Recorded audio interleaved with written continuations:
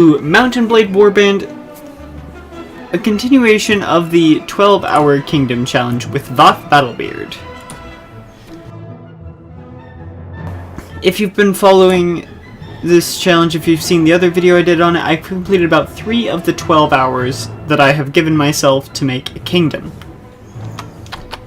So far, I'm not doing terribly. I've been making a army and I've been doing alright. My army appears to be a few men down,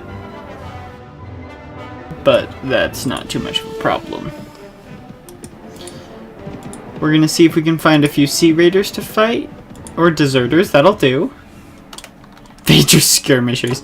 This'll be quick. And again, the only reason I'm doing this challenge is because I do not have Bannerlord nor the money to pay for it. And I have been waiting for it for so long, and I'm really upset about it.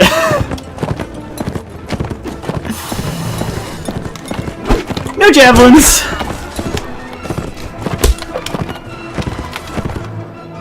Okay, we're on 71% difficulty, that should be fine.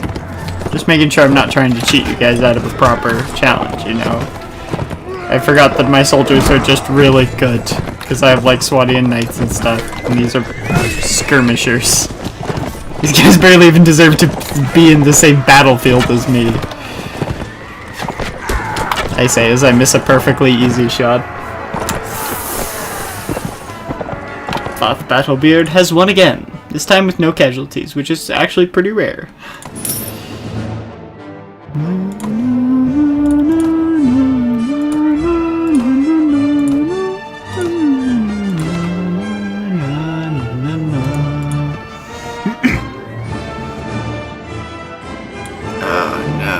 Night. Let's just camp. Let's camp and wait till day. Night dawn! Voyager Skirmisher. Voyager Skirmishers upgrade to Voyager Archers, right. That's what we're doing. We're eating Voyagers and making them shoot people. We're just trying to find higher tier bandits to fight. Ah, look at that! We can catch him! Eventually. I will drink from your skull! They kind of seem very turned around by the forest there. Come on, cavalry! This way, please. I really hope I don't lose any men-at-arms or knights in this battle, because I really need these guys. If I'm ever taking a castle, I need knights.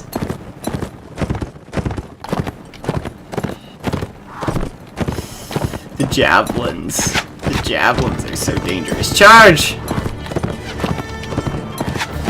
I will keep myself safe.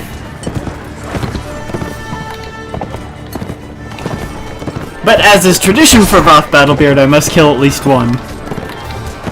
Or more, because I have a massive axe. Swadian footmen. We can lose Swadian footmen. I'd rather not. Footmans? Footmen. Wow, this music is actually really loud in my ears. Oh, that's one of our guys. Good thing melee friendly fire is off. I nearly just killed one of my own guys. So we lost one guy.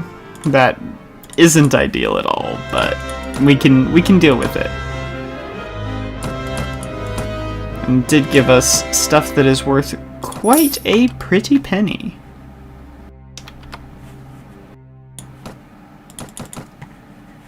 Come on, mouse. My other mouse broke.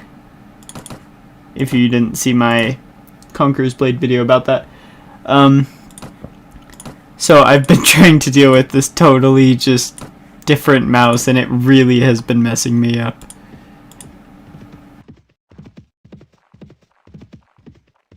The thing I like about the Voyagers is they have the hardest bandits. Tundra Bandits and Sea Raiders. I consider them the hardest. Steppe bandits and desert bandits are also bad because they have cavalry. Desert bandits more so than steppe. But 42 versus 12. Just charge rank and file. You're all using the same horse, except for those of you that aren't.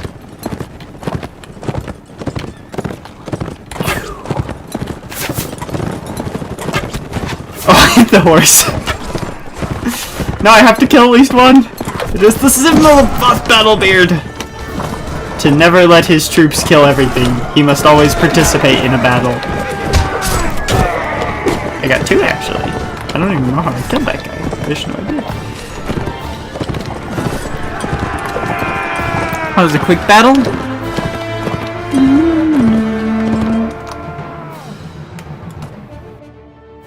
I'm gonna turn down the music slightly because it is blasting in my ears.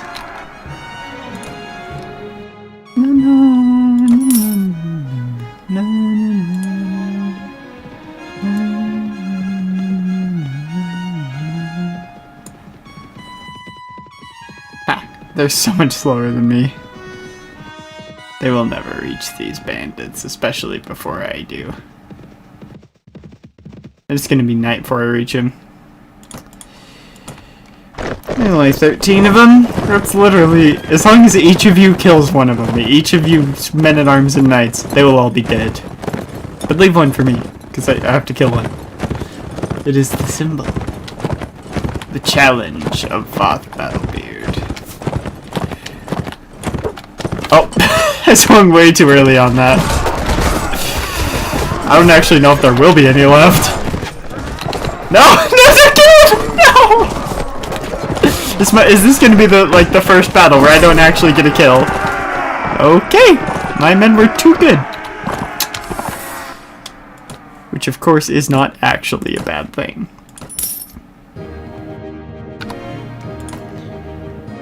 Vager Skirmisher, Vager Archer, 2 more knights. Our party is nowhere near ready to take a castle. Good thing we still have 9 hours. Otherwise, that might actually prove to be a problem. Also, why is my hair cooperating today? But like, no other stream. My hair is actually sitting like it's supposed to. And I don't know why. Can't figure out what I've done differently.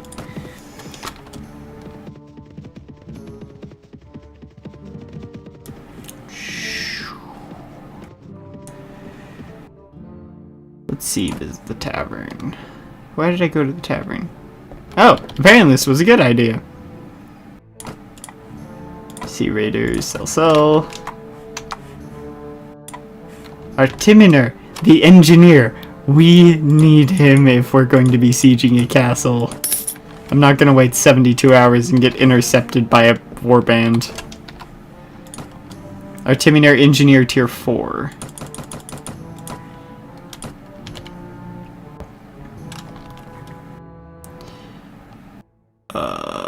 Go to the marketplace. That's what I'm doing here. I'm sorry, Artiminar, I'm not saving any mail for you.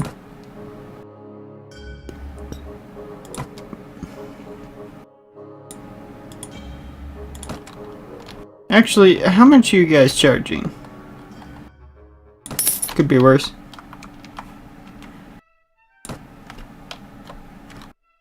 High tier soldiers. That's exactly what I'm looking for.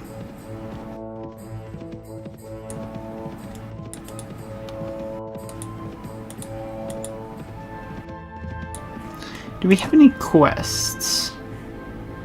Count Rafark? Honestly, I don't even care if I finish the quest. I'm not trying to get good with the Lords of Suno. Lords of Suno? Swadia. Apparently, I'm slowly losing my mind, which is pretty accurate for me.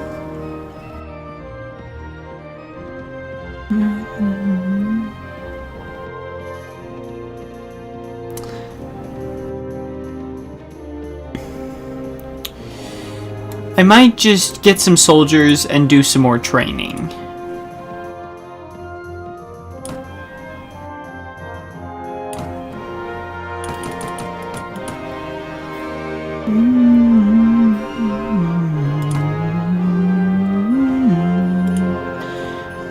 Because honestly, I need both money, more money. I need to like win a tournament or something. And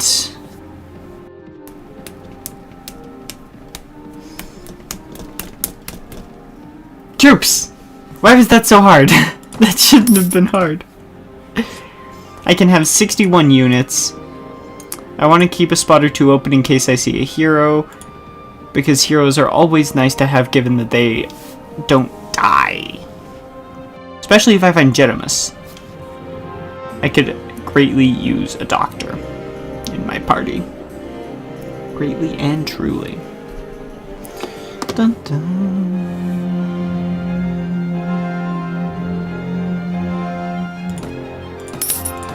I have one slot available.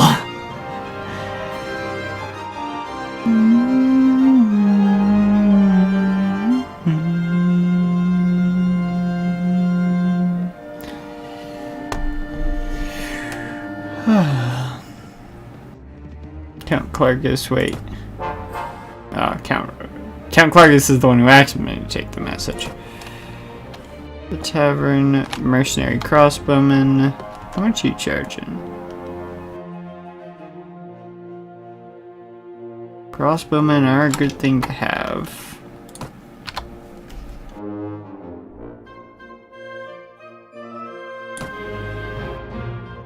I disband some of these footmen.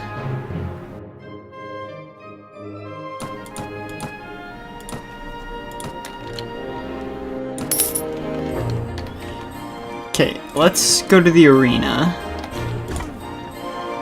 And Darkuba? Yeah, right. I think I'll take my chances. Rather than do a tournament at Darkuba. It's literally on the other side of the world. You couldn't have said many things further away. Only Amarad and Beri. And maybe Tulga. And Ikimur, probably. These 4 cities are farther away.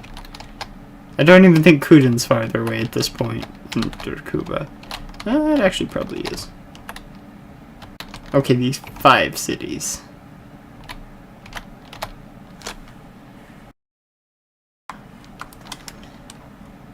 Perilous peaks on the river sky.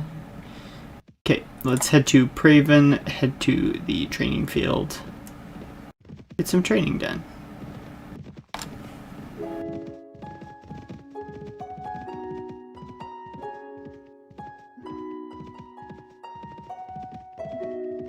Warband is such a nice game. I want to see how they expanded upon it. Actually, is anyone in this city? Okay. Tavern. This is a dangerous place for me to go. I do not have that kind of money right now. I really don't. If we're gonna spend a long time at the training field, we need food. We're gonna grab the cheapest food we can buy.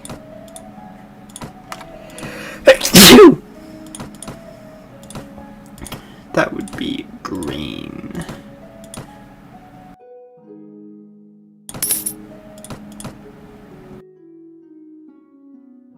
We can spend about 1,200 dinars on training. Actually, no, we can't.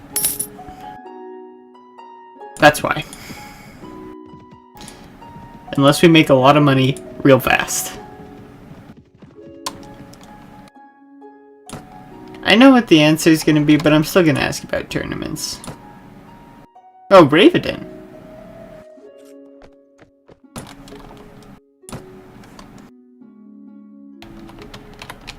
I mean, it's closer. I might make it in time for the tournament. I just need to win one tournament, and I'll get about 4,000 dinars. I'll be pretty much set for training for a while. I just have to have a baseline of at least 1,000 dinars with me. Because that's how, actually 1,100 dinars, because that's how much my party costs.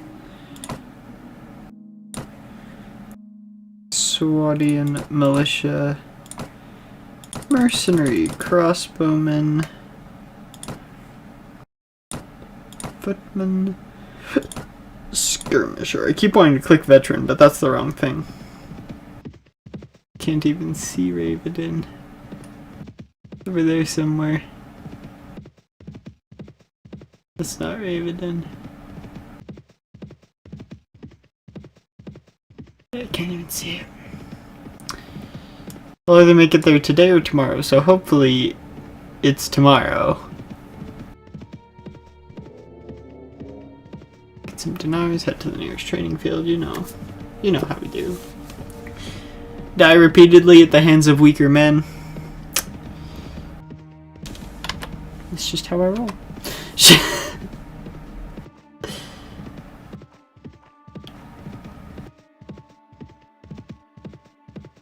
If there are any games you guys want me to play in particular, let me know, and I will work on it.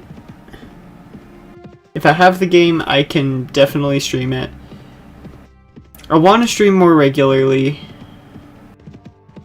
I'm gonna try to do at least one stream a day. Hello, Count Montaward.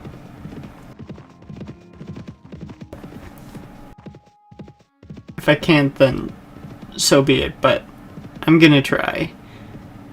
A lot of them will probably be the D&D streams that I do, because at the moment we stream the Monday campaign, which we're probably gonna switch over to Roll20 for Discord, but we'll still stream it for your viewing pleasure.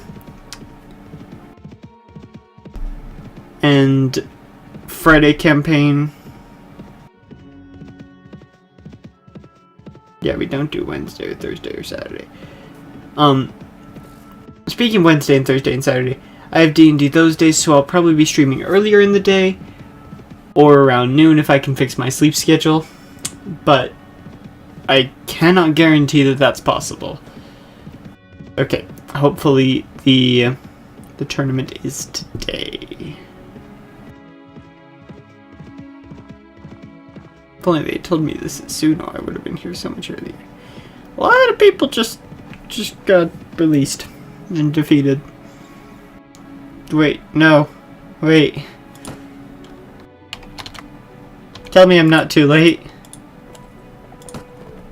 No!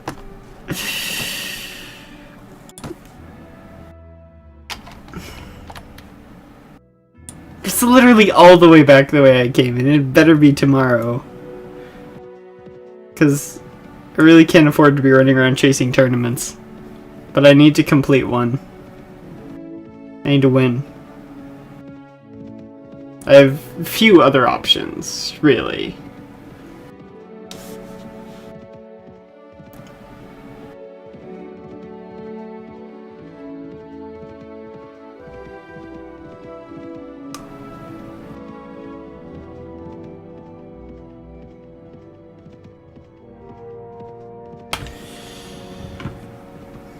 Nice thing about Warband is there's a lot of downtime where you're just kind of traveling. I like this dagger. I've had this dagger for a very long time. It actually came out of its hilt at one point because it's not a terribly well made dagger. So I super glued it back in, and it has never come out since. But it came out because I was throwing it to the ground repeatedly. But I like it. It's my little dragon dagger. If anything, I keep it by me for self-defense reasons. But honestly, I would probably go for the quarterstaff for self-defense. Actually, no, I wouldn't. Not in this enclosed space. I'd go for the dagger. Daggers are better in enclosed spaces. If I was out in the open, I'd use a quarterstaff. These quarterstaffs have about 20 times the range of a dagger if used one way, About 10 times if used the normal way. Unless you count the length of your arm, in which case they have about 3 or 4 times the reach of a quarterstaff. I swear, if the tournament's over already. It's literally the next day. Okay. There's a feast! Oh, this is perfect! I literally could not have asked for better. As long as I don't get eliminated. But the odds are not looking good! We're starting off bad, okay.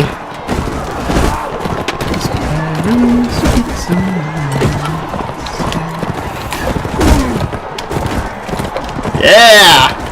Friends! Go friends! Be strong for me!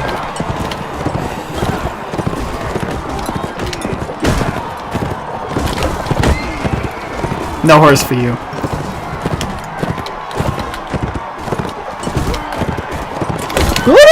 I didn't even realize he was about to hit me!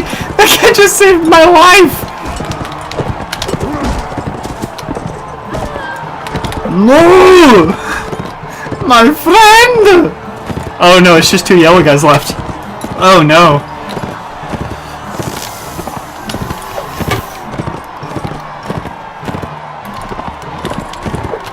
Are you ever going to drop your shield, good sir? Like, literally ever? There, that'll work. I'll charge you down, make you drop your shield. Okay, good. Oh, I'm not liking this. Not liking this one bit. This is too close. If my horse dies, then he can probably kill me before I get up. Whew. Whew. We gotta win. The thing I like about Uxkhal is pretty much everyone's on horseback, so there's no chance that I won't be. Oh, you!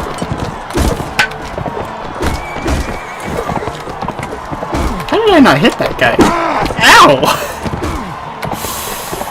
He like whipped me with that. Let's not take a full side hit from a heavy sword. Oh no! Oh no, there's pretty much a full team alive. Help the blue guy!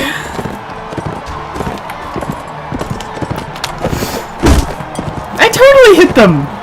What is that? Not good is what it is!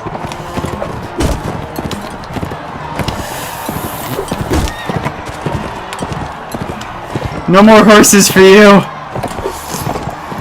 That was so out of range, but I thought I'd give it a try anyway. Okay. They don't have horses. And I've always been better against infantry. That's right. Poke me. No charged attacks. It's basically what crouch lance damage is. It's a charged attack. Ooh, count me a shot. He's not going to be too happy about that. Good thing it doesn't actually change your reputation with them. They kind of respect you for it. Oh, that's not good. To start right next to each other. That'll just lead to a horrible bloodbath. Ow! Ah! I don't know why I flinched when I got hit. That was weird.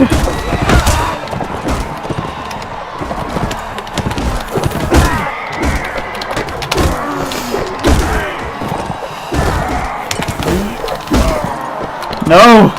Stop it! Okay.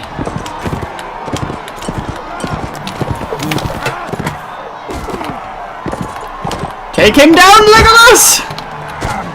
There are a lot of counts. They've already shown up to the feast. The feast has been going on for at least a day. For a second there, I thought I was blue. That nearly got me killed. My own inability to determine colors.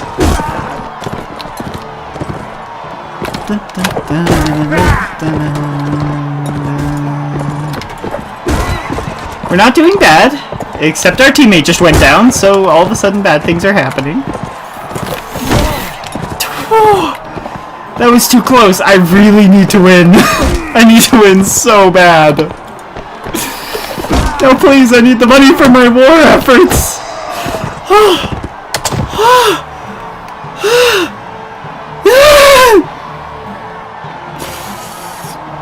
I'm gonna grab Power Strike. If anything, this has taught me that I don't deal enough damage. Oh, I'm like... Too much!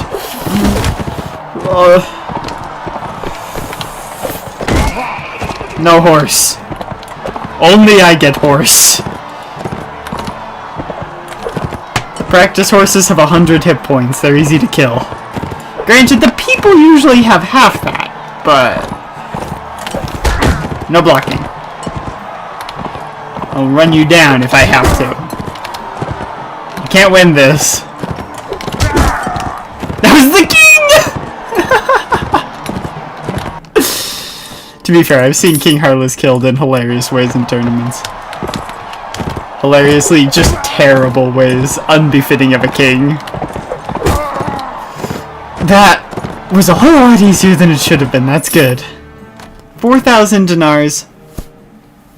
We could go to the castle, get up our reputation. Instead we're gonna go to the tavern, get a drink, get some friends.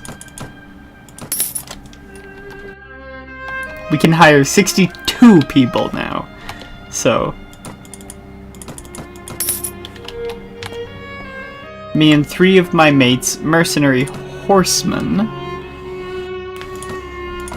Do I want mercenary horsemen? I'm gonna need more melee units. Honestly, I'm going to. And the mercenary horsemen will keep me alive. 3,374. So we're gonna wait until tomorrow, see if we can hit the next tournament, because feasts have a tournament every single day that they go.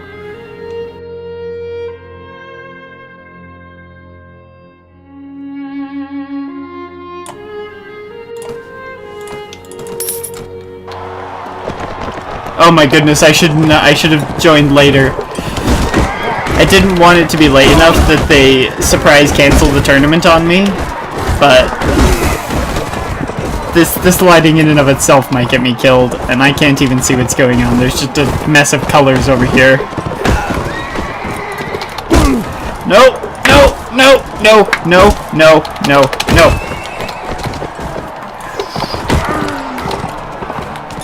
Vengeance!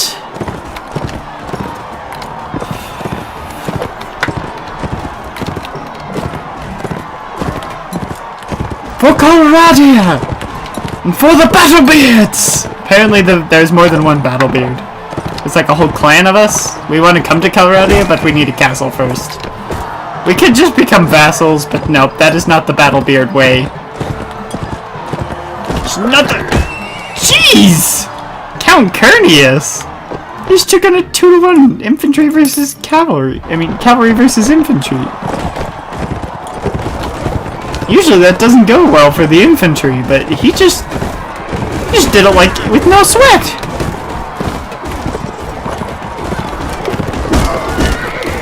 Nope, nope, nope, nope, don't do this. Don't do me dirty. Don't do me dirty like this. This is not how I'm to die! I saved you, and this is how you try to repay me, Count Cernius!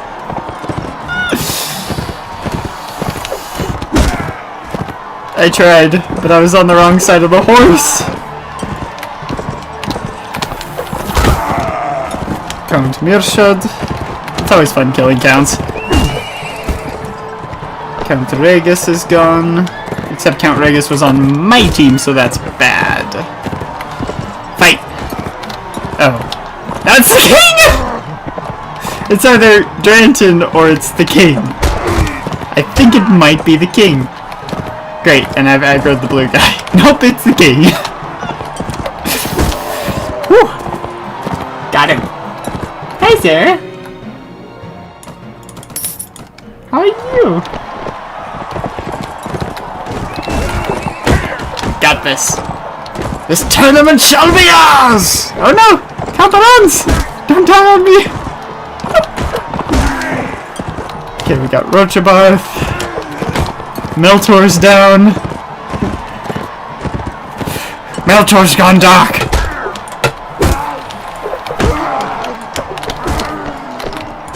And Kratos is gone. Perfect. Couldn't have asked for this to be any better. Oh, the king! Get the king in one fell swoop! When the king is brought down on terms of equipment to the level of everyone else, he's a whole lot easier to kill. Problem is he has, like, lordly plate armor usually, which makes him nearly impossible to kill. He just has so much defense. Oh, plus his, you know, tens of hundreds of Swadian knights. It also makes hard. Because I've got to go to the thing. How are you? Besides, you know, selling people on horseback. I'm doing alright. Doing alright. No complaints right now. I've got D&D tonight with Mark, which is always a wonderful thing. That campaign is my favorite by far. So, very, very good. Also, I have not yet died in one of these tournaments. So that's also making me happy. I guess my, like, 800 hours of Warband is actually paying off. I have so many hours in this game.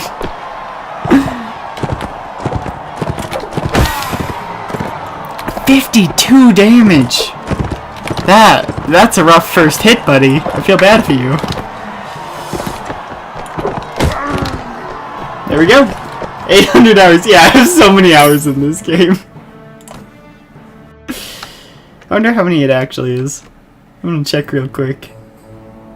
Oh, 640. I thought it was 800, but no, it's only 640. We're fine. I still need a few more days worth. Like 8 more days worth to reach 800.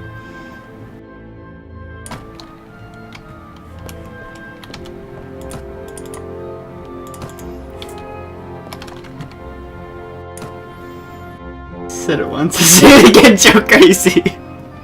Ain't that the truth? Oh, that was the end of... No, that... Wait, what? Was that yesterday's tournament or something? What? I'm not gonna say no to another tournament. I want free money.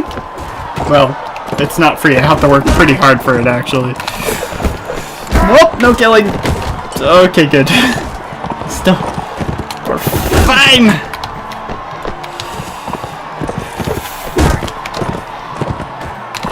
No! One of my 2 and only friends. Besides the 62 outside that are cheering me on. That are all part of my war party. Yes! Good job, regular fighter! Regular fighter just knocked out 2 hired blades.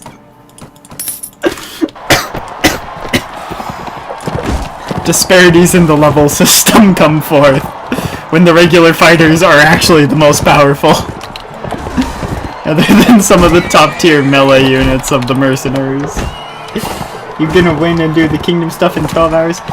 Yeah, in a previous stream I did 3 hours worth, so I have 9 hours to take a castle. If I don't take a castle, then I have failed. But I think I can do it in 9 hours. 9 hours to build up a big enough war party. Should be plenty.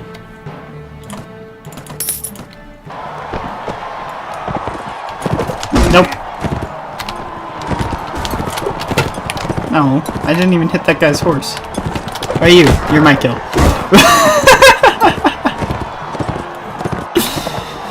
Hey, hello! Oh, my sword is so short. Give me your sword. Your sword's longer. Give it to me. Give me the longer sword. That'll do.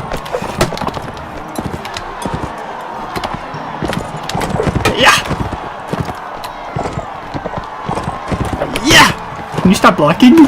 Please? Please? This ad's gonna go on forever if you keep blocking. Oh, I hit the horse.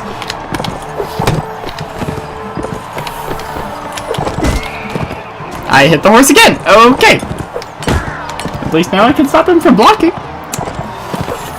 He doesn't want to block no more. That's even better. Oh, it's Count Regus.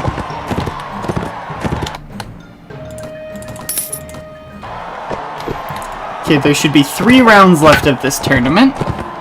We're down to the duels, the one-on-ones. Don't make me kill your horse. I've done it before and I will do it again. Well, I just knocked the horses out, actually. I don't actually kill them. Oh, Zarina. Zarina and Kratos being 2 of the tournament heroes. But you're betting on yourself. Yes, it is very legal. It's actually how you get money from tournaments. If you don't bet on yourself, you get, like, no money. You get 250 dinars instead of 4,000. And the more tournaments you win, the less money you make from tournaments. But yes, it is entirely legal to bet on yourself. Come here, green bugger. Ah, he's dead. Count Delinard.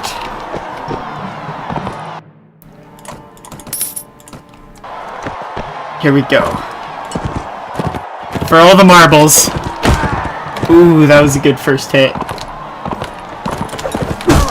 That was a good second hit. Oh. Bad third hit, though.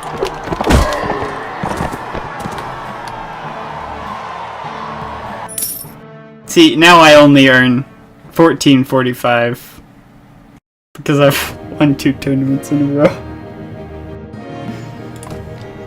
So now, I have nearly 6,000 dinars. Instead of what amount I had before.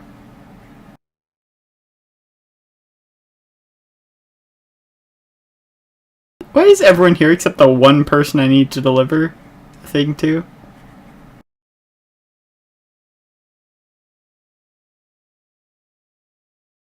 There are 2 people in that pile. Count Rafard. It wasn't Count Rafard, was it? Count Rafard. Save the village of Ivrian from marauding bandits. I can do that. I'm a good person.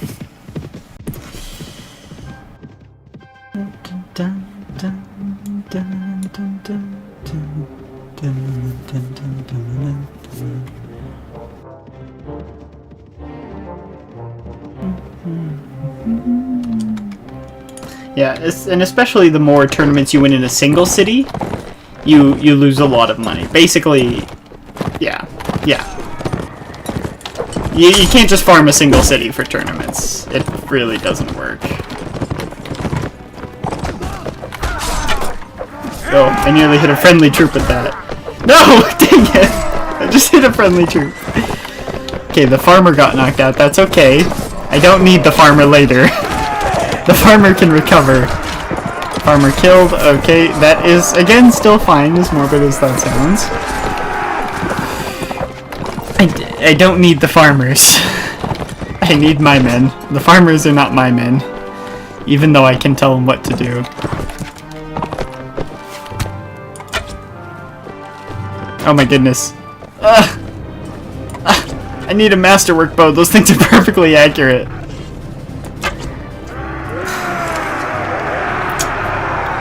No kills for me.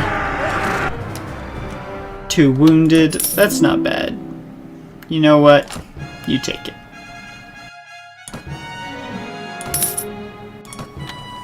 Wait. How all of a sudden can I have 2 more people? Maybe it's because of the honor?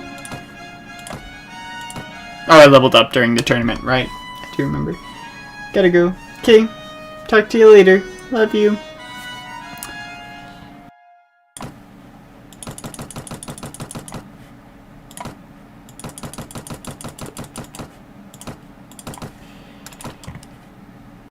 Oh, right.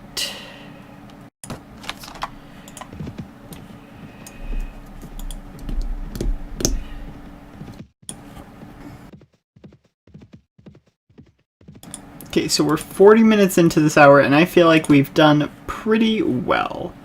We're a little short on food, but that's easily remedied.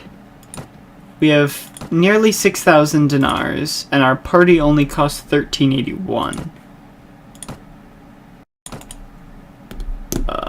Right, and we gave Jashavi riding, so we can give her a horse. But we're actually going to give her a point of power strike, because when we're raiding a city, we are going to need all the melee that we can get.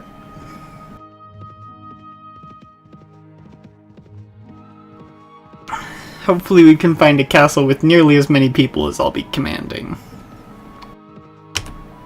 Because I do have a good leadership. But I'll probably be working on strength for a while. Okay, if nothing else, we need way more bread.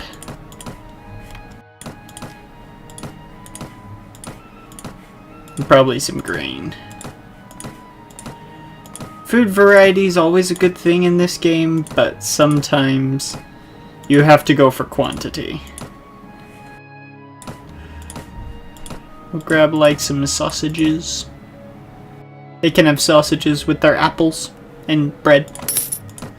Honestly, that's not bad. Sausages, apple, and bread, I'd be happy with that.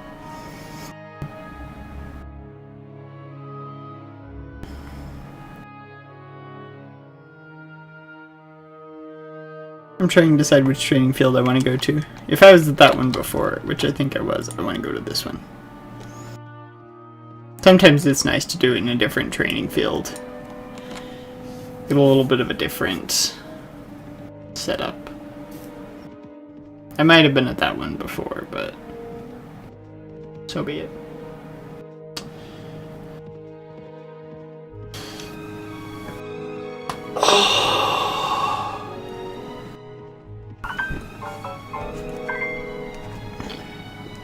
Should probably make sure my text went through.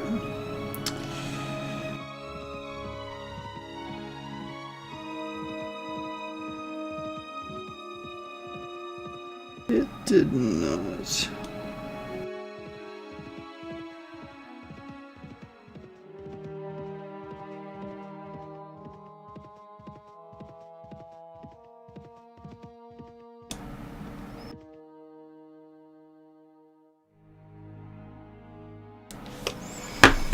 Okay. Sparring practice against 4 opponents, preferably Swadian recruits. Because we need to get them to not be recruits. No recruits in my army. This might be the same one we were at before, but otherwise, ow! Freaking stabby boy. No stabby boy. Stabby boys are bad boys. Nope, this is bad. Okay. We're okay for now. Whew. Whew. Whew. That was a close one.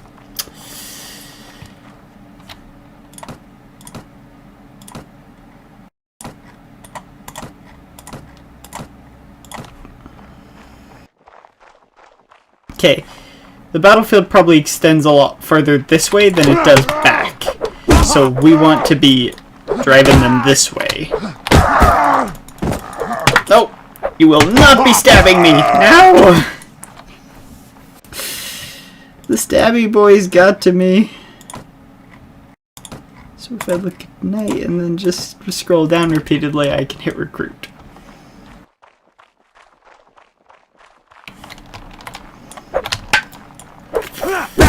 What? I was totally blocking. Did I stop blocking or something? No stabby boys. I have no appreciation for stabby boys. Like that guy in the back. Hey Tim, no stabby. Bad boys. I really hope they fix that in Bannerlord. Because stabby boys, man. They're such a pain. Okay, we want to try to upgrade all of our Vager skirmishers to archers, all of our Swadian recruits, hopefully to at least footmen. But, I don't know. We'll see. Look at night, scroll down. Click recruit. Nah. Okay. Shield Man. At least Shield Man's not behind. The Shield Men are great at blocking attacks that they should not be able to block.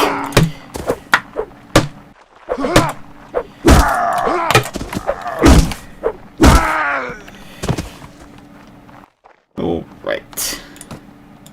Sparring Practice 4, look at night, scroll down. One of these times I'm actually going to click night, and they're just going to slaughter me mercilessly. Because they're like 5 tiers above recruit. Let's see, foot. Let's see, skirmisher, foot. No, they're only 4 tiers above recruit. One thing's for sure though, I'm not winning this battle. Unless I get real lucky or get a lot more skilled real quick. Oh, actually the tides have turned slightly. Oh, I got real lucky real quick. Actually, I honestly feel like that wasn't luck. When you have 600 hours in a game, 650, you can tell what's luck and what's skill. No stabby boys. I don't appreciate stabby boys. I've said this again and I'll say it before. This is a bad place for me to be in. There were 3 guys that could hit me at once. You never want that. Sparrow speaks on the sky. Why are mercenary horsemen at the bottom, actually? Let's move them up.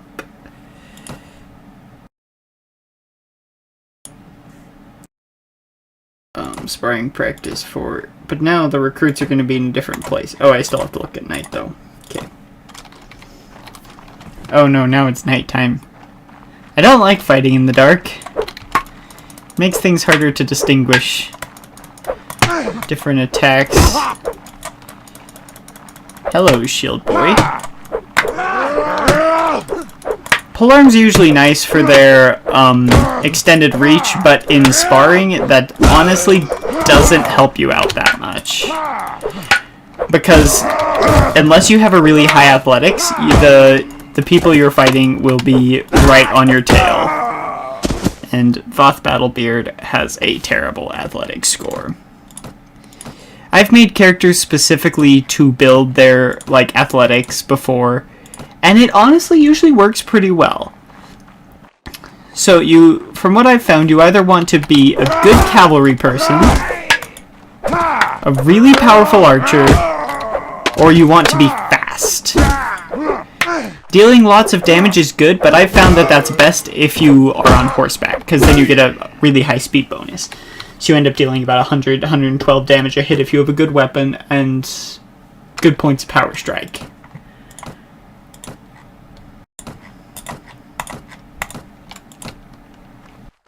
And sure, there are people with a lot more time in this game than me who probably would say differently, but that's just what I've found. Ow. What the? Why did I try to stab there? Up! I'll manually move the mouse if I have to. More than a tiny bit. Alright, let's see who's ready to be upgraded. We got a militia ready to be upgraded to a footman and 1 recruit. Wait. Okay, those were recruits. Let's look at night, scroll down. This is a big part of training to take down a castle. Unless you have access to a lot of enemies that you can slowly level up your guys with. Actually, quickly, this is slowly leveling them up. That's better, but you will lose guys in the process. So this is the most consistent way to get them to the level you need them to be at.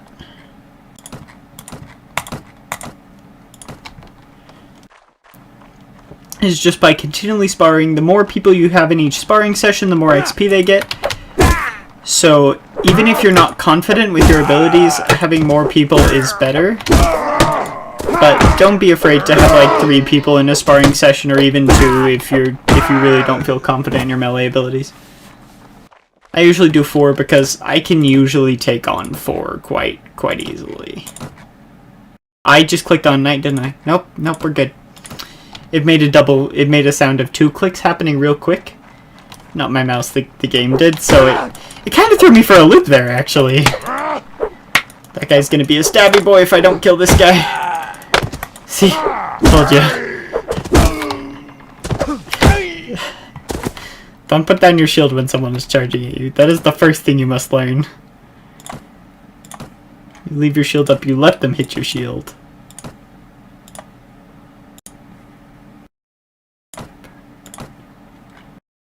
I also like how you can do sparring at all times of the day. I just click choose randomly. One of these guys could be like a knight. I think it might be one of these front 2, actually. Okay, we got a recruit. Recruit. There's only 3 recruits. Recruit, it's this guy. Oh yeah, for sure. I can tell. Vader Archer. Okay, so it wasn't a high tier guy. Good. Okay, now I have to be a little more careful when selecting. Militia. Unless I just want to throw a random guy into every battle, which honestly would not be the worst idea. Maybe I'll just do it for fun. See if I can weed out the strong guy from the...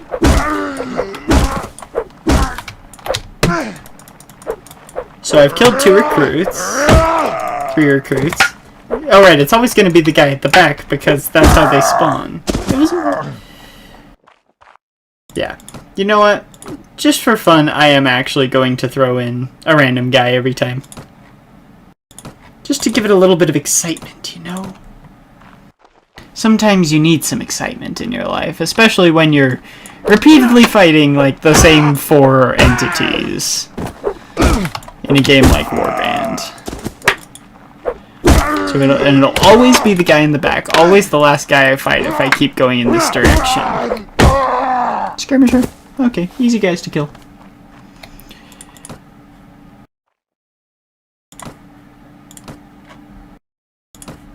Okay, now we're down to 1 recruit. Until this recruit is gone, we are going to hit recruit, choose randomly, choose randomly, choose randomly, and see what happens. It'll be fun. Or I'll die. If they're knights, I'll probably die. I've been lucky so far. Swadian Militia. Swadian Man-at-Arms. That guy did get a good hit on me. Swadian Recruit. And who are you? Actually, I probably shouldn't hit random because I do have Tashavi in my party and I'd rather not get demonetized.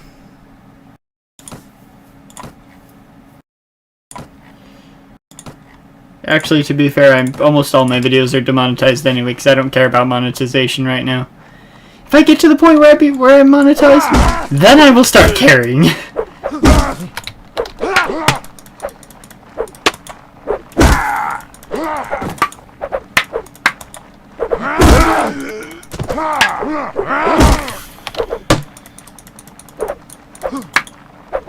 Oh no.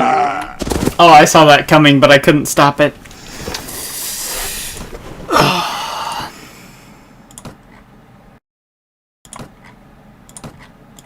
Sometimes that happens. You might not have started the fire, but you certainly can't put it out. Because don't you know, the fire was always burning. As long as Kalradi is churning.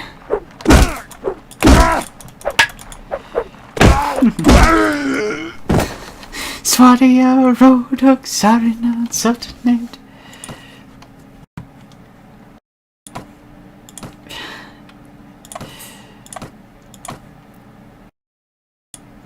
Voyagers, Nordic men.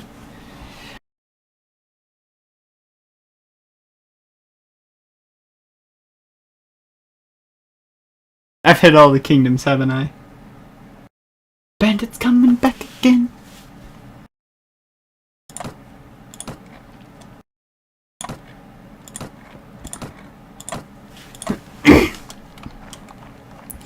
Sieging towns, sieging keeps. Vassal, I'll take it for keeps.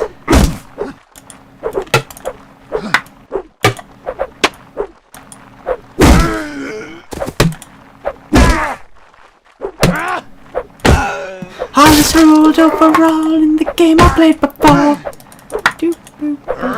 Oh no. Oh, I survived! Ah, you fool! You should have killed me! You should have gone for the head! Actually, I think you did.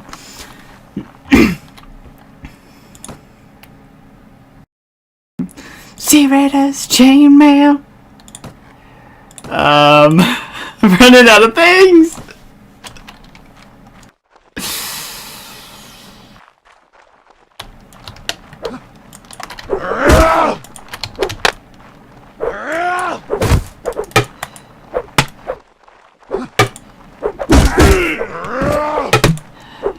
Oh no! Okay, everything's fine again. We fixed the problem that was present.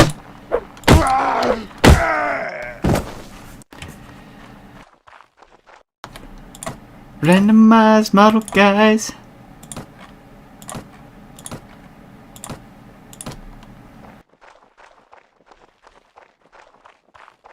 Counts telling loads of lies.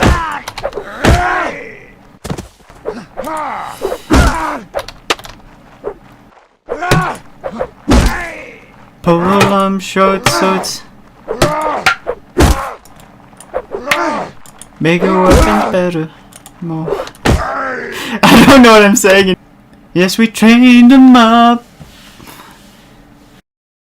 but we didn't recruit them. 11 hours to go. Well, it would be 11 hours to go, but I did a previous stream of 3 hours. So, only 8 hours to go. I'm not doing it all in one stream, otherwise I'd go insane. Last time I was just too tired, I couldn't keep doing it, otherwise I would have.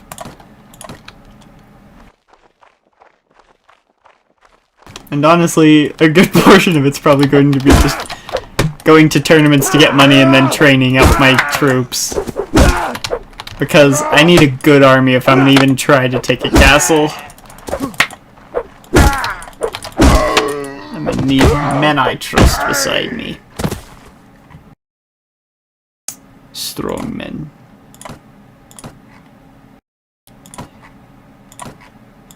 Like knights. Not these dumb recruits and militia that I'm repeatedly killing over and over again because they're not knights. Be better! Ow. Dang it. They listened. Oh. This is why you don't do this to be better, because all of a sudden they are.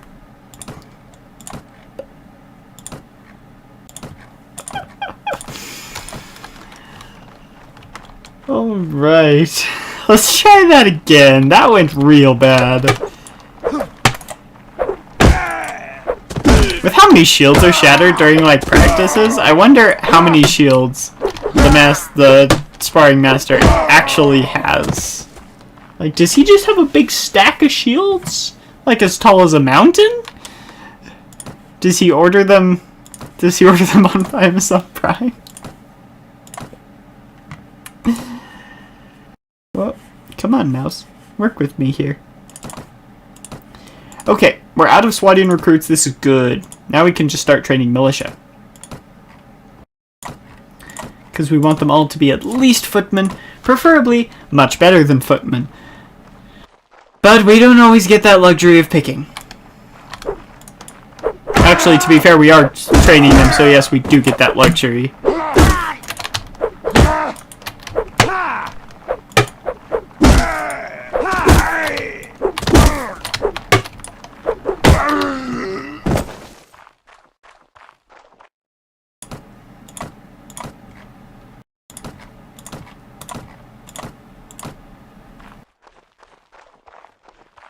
Alright.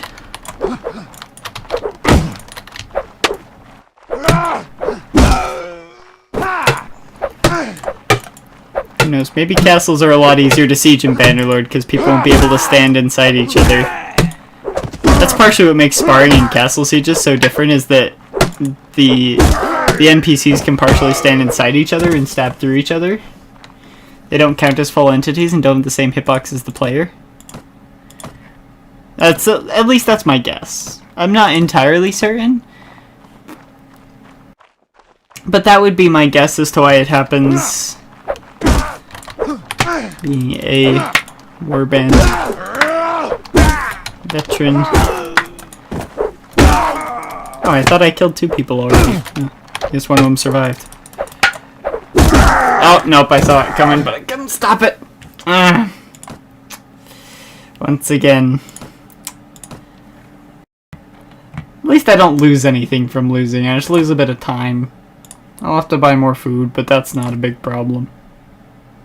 Okay, 4,800, 1,400. I'm still good. Until those numbers are almost equal, I'm fine. And unless it says, your party has nothing to eat. Party loses like 73 morale. I'm just kidding, it's never that much. It's only like 10 for some reason. People really aren't that mad about not having food. For some reason. I'd be pretty mad if I was in a warband and they couldn't feed me. But they couldn't afford to pay me every week. I'd be pretty mad.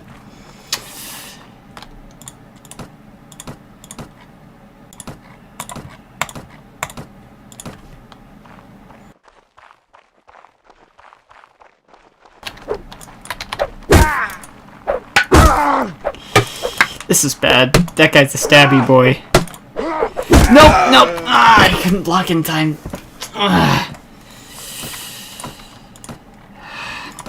You'd think for someone with like 600 hours in this game that I would be a whole lot better at it. Evidently not. Ooh, swung over his head. Not something I do very often. But I have found with dual swords, usually get the best speed bonus if you swing over your head. I don't know why that is. I just know you do. Okay, let's see what the party has. Okay. That's good, that's good. We need good soldiers if we're ever gonna storm a keep. Okay. We win if I see the screen that says, what would you like to name your kingdom? And who knows, maybe we'll continue on with Thoth Battlebeard after that. But we at least have to find that screen. That is the goal. That is why I am repeatedly beating people to death.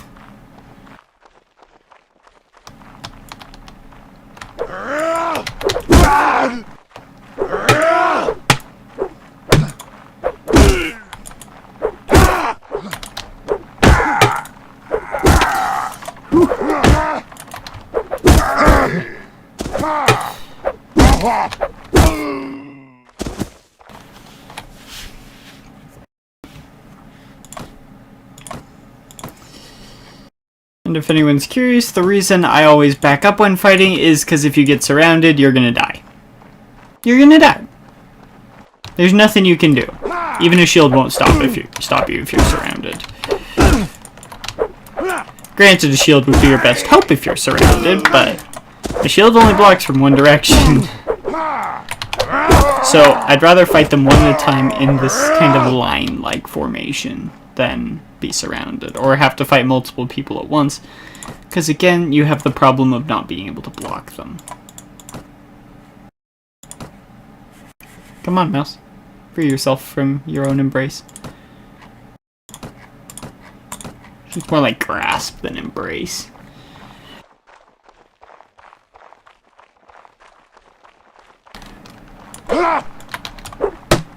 Here we are, a whole hour in. A third of how far we got last time.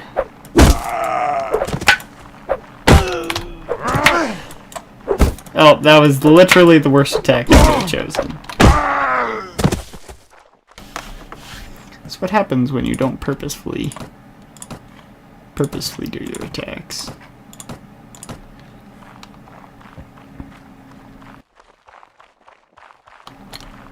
I like Warband. I wish more games were like Warband, where the open world aspect doesn't matter so much, but they pay a whole lot more attention to the fighting, to the politics. But there aren't a lot of games like that. A lot of them just focus on the open world aspect.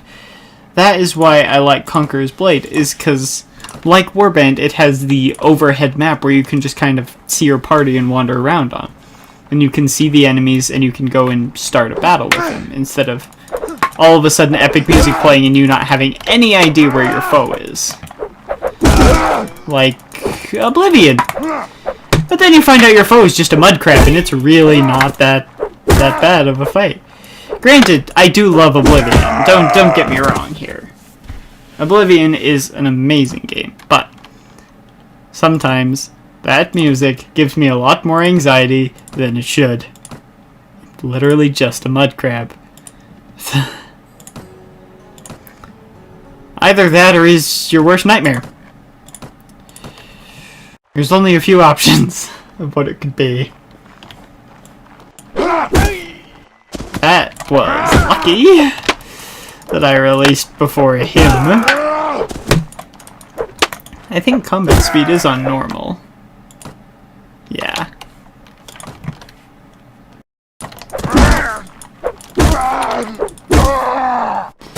And I know I'm not playing with, like, all the things all the way up to 100 right now, but honestly, that would just get me killed repeatedly. Actually, it probably wouldn't.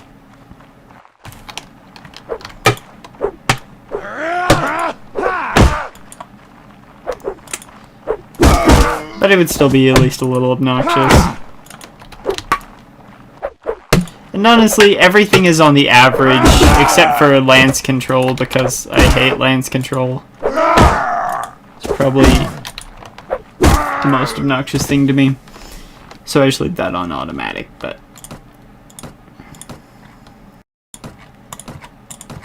And I leave blocking direction on automatic too. I could properly block. It would be tricky, but it would be very possible. Freaking Pokeboys. No Pokeboys, please. We don't appreciate Pokeboys here. Oh, that was almost too late. Quarterstaffs.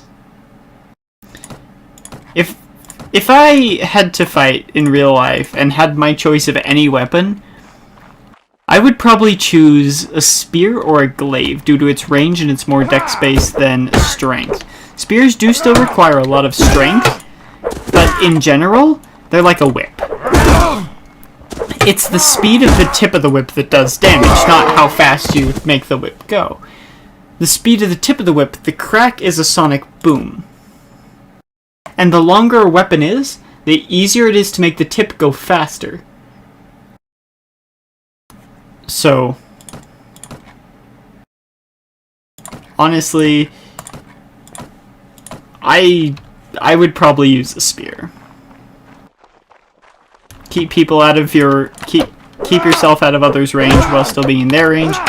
And spears are pretty devastating weapons when used correctly. Who knows? I think I said this in a Conqueror's Blade video, but maybe if I get rich, I'll commission myself a nice spear. Maybe I'd even use it in YouTube videos to slice things with or stab things with. Because spears commonly have about 1, 2, sometimes even 3 feet, but I consider that more of a glaive at that point, of blade at the end on the tip. They're at least classic medieval spears. Because then they could be used as both a slashing and a piercing weapon, which made them much more versatile and, in general, just better. I'm rambling. I'm very much rambling.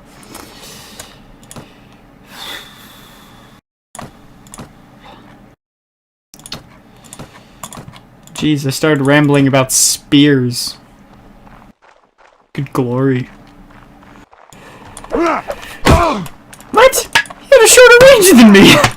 How did did I not hit him, but he hit me? His weapon is so much shorter.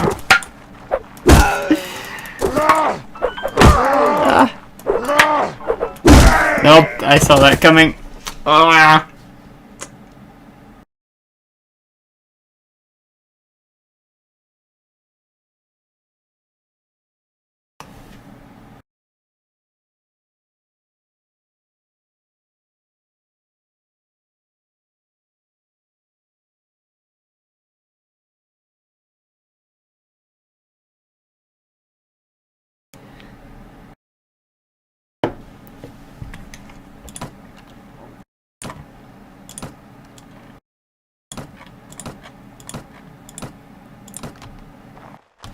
I think someone might have texted the wrong person because I just got a totally out of context message.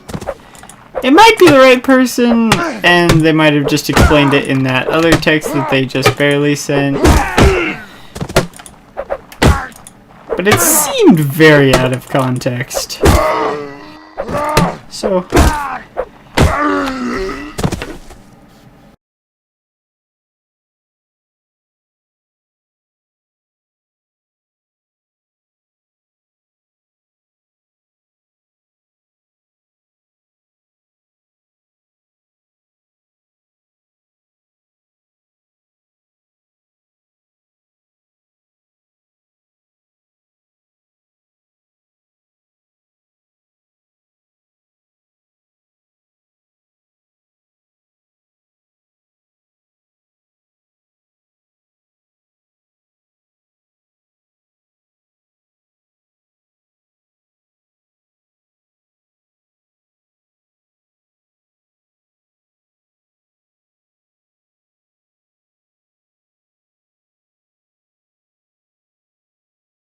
Now I understand.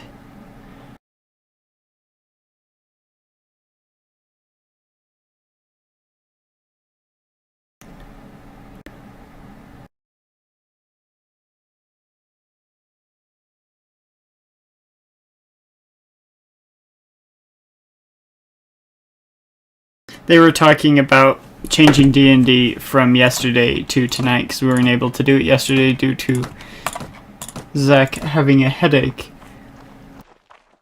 And I said I couldn't do tonight because I have D&D.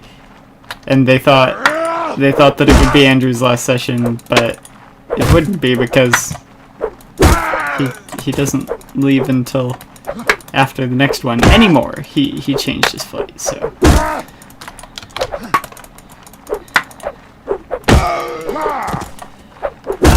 Oh, that hurt.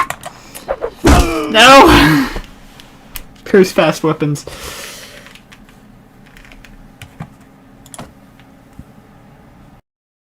No one.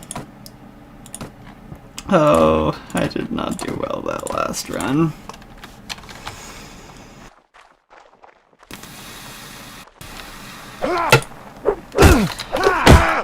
Oh no.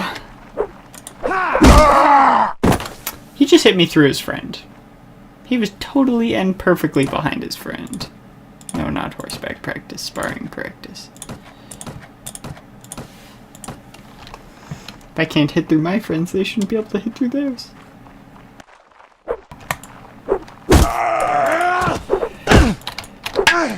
No, why would you choose that attack?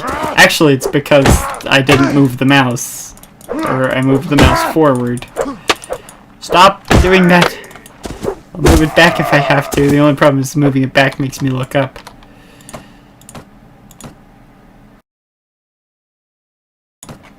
Oh, right.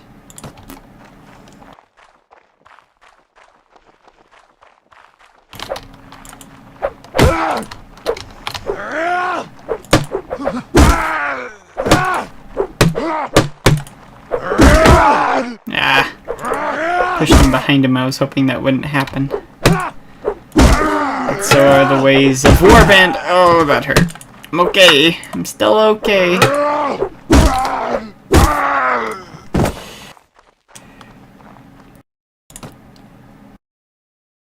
Did I really just go on a rant about what my text was about? Do I have a brain?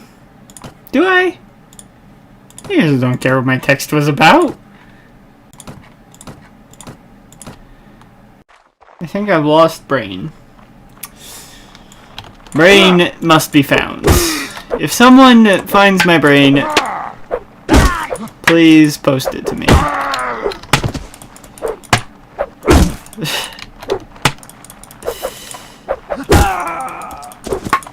Because I would love to see it again. I have been missing it for many years. Oh my goodness. Jeez. Doesn't want to strike because I'm blocking. Every time I change my block, he changes his strike! What are you? You're a major skirmisher, not a knight! That skirmisher deserves to be a much higher tier than he is. Oh, I'm clicking choose randomly. Well, this is going to be an interesting fight. Hopefully it's like Swadian footmen and not like knights. Mostly. That was Artemider! Okay, let's try that one again. And let's not click randomly this time.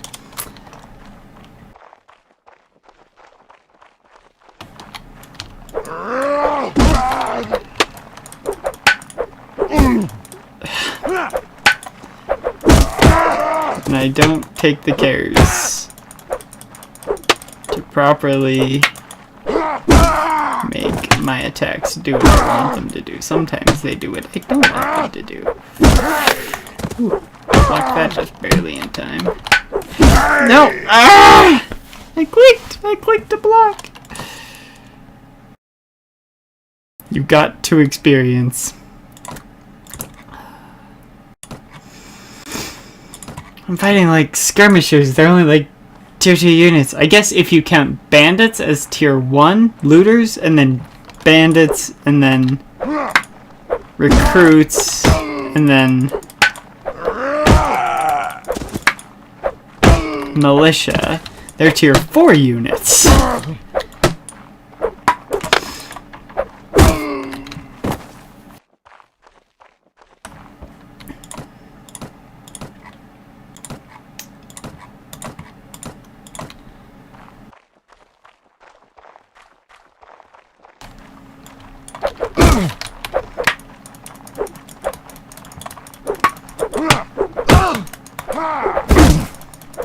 That did not go well. Why is his attack so much faster than mine? They were one. They were one. They were standing at each other. You know what? I'm not gonna let it get to me. I just need some inner peace.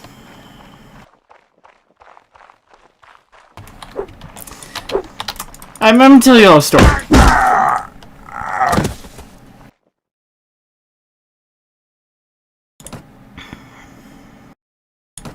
Somehow someone's ready to upgrade after that. And it's a high tier troop. When I was in the 7th grade, I think it was 7th grade. My teacher was, I don't know what ethnicity he was, but that's not important. The important thing is he taught us a game. Basically, it was free-for-all, no-line dodgeball. And it was glorious. Alliances would be made, friendships would be shattered. It was one of the most glorious things. And we'd play it pretty regularly. And I remember there was this one time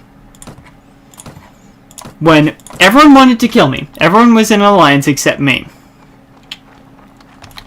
And I was truly scared that I was just going to get knocked out without a fight.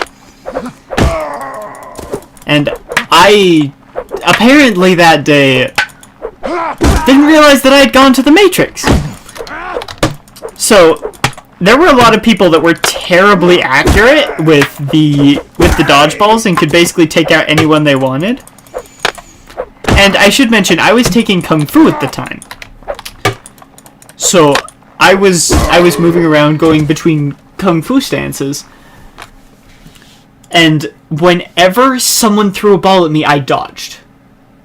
I jumped, or I like rolled, or like spun to the side, or did something, and I always dodged. 5 minutes of that passed. 10 minutes. People were so mad. They kept trying to kill me, but they couldn't. Eventually, I believe it was Mr. Kano himself that knocked me out. After about genuinely 10 minutes of them trying to knock me out. And it was one of the biggest highs I have ever felt in my entire life.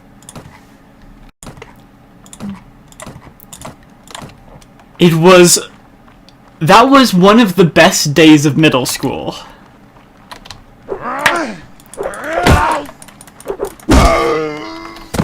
That literally couldn't have gone worse.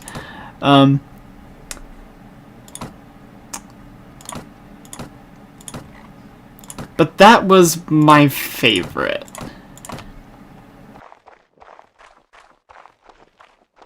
Wonder if I have more school stories.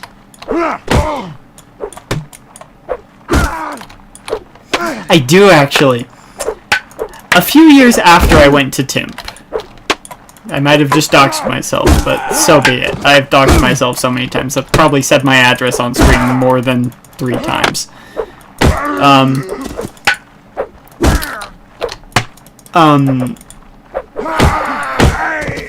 After I went there, I still was friends with most of the teachers. I didn't really communicate with them, but every time I saw them, we would always have a nice talk, it was good. And I was actually good friends with the secretary and the principal as well. Because I had been going there I went there for 9 years straight. Because it was elementary and middle school. But after that, I was in high school. I started working as a lifeguard. And honestly, that was a great job. I really liked it. Some of the hours weren't great, like 4 in the morning kind of hours. It was really, really hard to deal with. But I did it.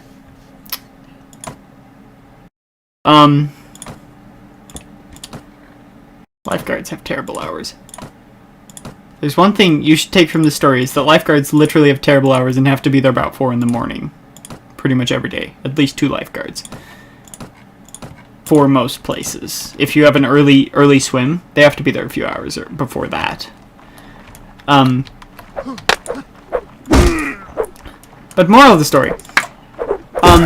My school always had, near the end, always had a day where all the kids would go to the local pool with the teachers, and they would just have a good time.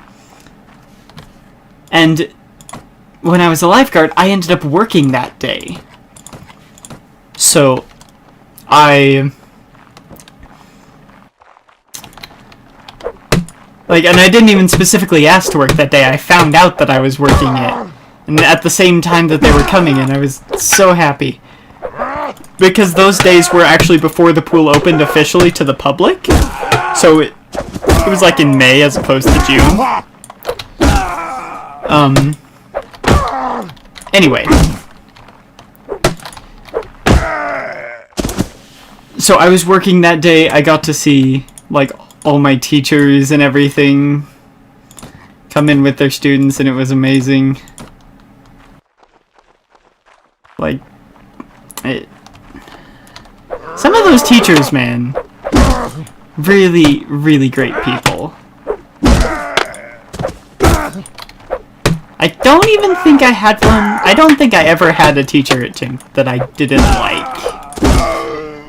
There were some I liked more than others, granted. But I don't think there was one that I ever didn't like. They were all very good people.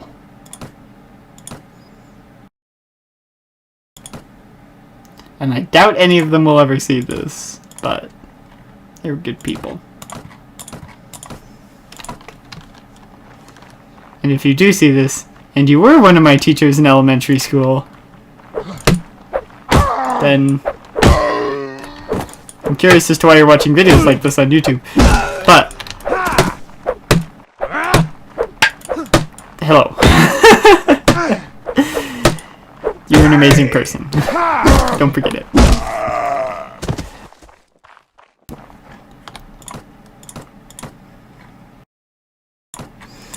I remember. This whole stream is just gonna be me talking about school stories, apparently. Our celebration of Christmas in 1st grade, we did a white elephant. And I had brought a gift like a normal child does. And we were starting to exchange the gifts. My last name made it so I went almost last. But about halfway through, I got really sick. I ended up pulling my chair over to the... Actually, what I did was I walked over to the trash can that I think was actually the one next to the teacher's desk and just started throwing up. And she got my chair and brought it over, and I just sat there throwing up for a bit. And I had to get taken to the office, and they called my mom. But it hadn't been my turn at the Secret Santa. Not the Secret Santa, though. White Elephant. I get them mixed up, but I usually mean White Elephant. So they picked one of the presents out for me, and it was chocolate. It was a symphony bar. That was a good day. Well, except for throwing up repeatedly. I need to check my inventory. We are actually still perfectly good on food.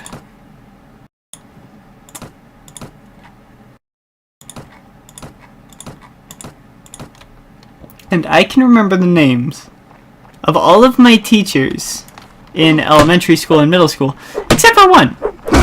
My 2nd grade teacher. I'm pretty sure she was only there for 1 year. Like, I always remember her as being Miss Ellis, but she wasn't Miss Ellis, I don't think. I remember that because she taught us about Ellis Island. So for some reason I associated her with Ellis Island. Kind of strange. Probably one of my favorite teachers, other than my 1st grade teacher. My 1st grade teacher is my favorite. Was my 4th grade teacher. We had a class song that we would sing as we were cleaning up at the end of each day. Can I even remember it? Oh my goodness, I'm gonna try to remember it.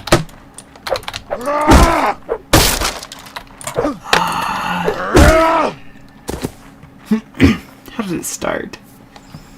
That's really what I have to remember. It was like, success in life depends on me, I have the right to choose. It all depends on what I think and on the thoughts I use.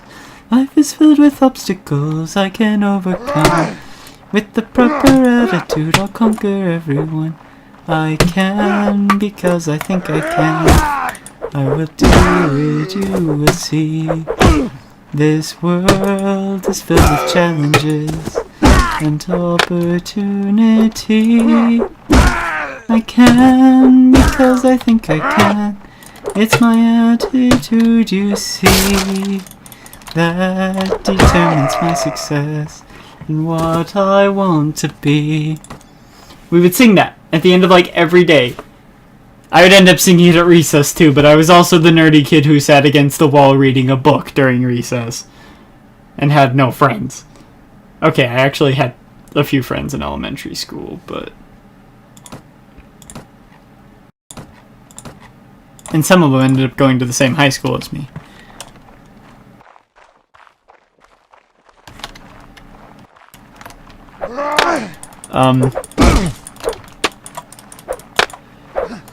But we also had a school anthem that we'd sing at the beginning of every day. So we'd just end up, in 4th grade, I would end up singing songs every day, and it was amazing. Oh, can I even remember how that one starts? Can I look it up? This came in during your game. Windows security.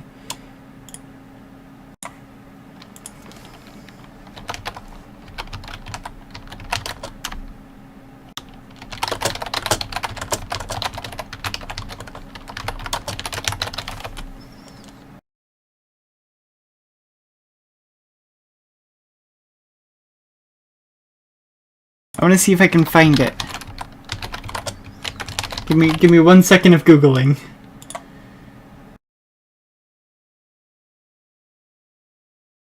Oh, but they took out the elementary schools. They probably don't have it anymore. No, they took out the middle school. They still have the elementary school. They've got to still have it. Search for the love of learning.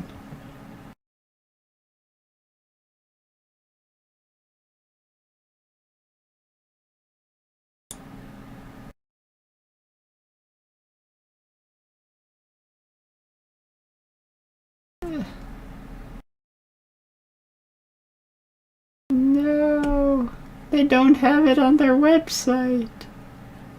Which makes sense. I don't know why they'd have it on their website. They had a giant banner of it on the gym.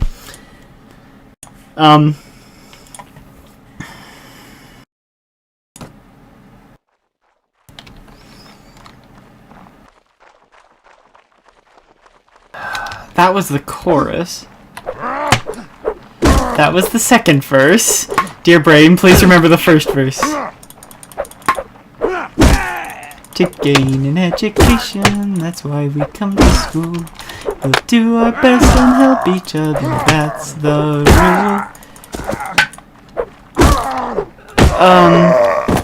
That's the rule.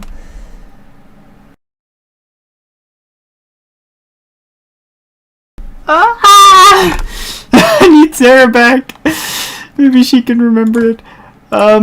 Sarah, where did you go? She's an adult with adult stuff to do.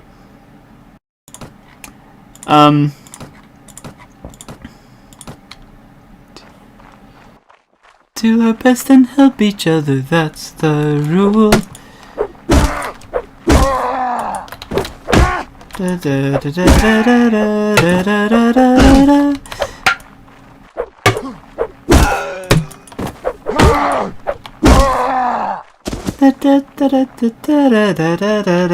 da, da. For the love of learning, we come to school, you see. Striving for excellence is our philosophy. We're Timp Academy Titans, and united we'll say, let the love of learning light the way. We'll make a contribution to our community by learning all we can about our history, geography and science with math and language too. And don't forget the wealth of books we'll read before we're through. For the love of learning we come to school, you see. Striving for excellence is our philosophy. We're Timp Academy Titans, and united we'll say, let the love of learning light the way. Honestly, I'll be straight with you, Chief. I learned more in elementary school than in probably middle and high school combined. I learned almost nothing in high school that I remember. I really liked a lot of my teachers in high school, but I feel like I didn't learn very much.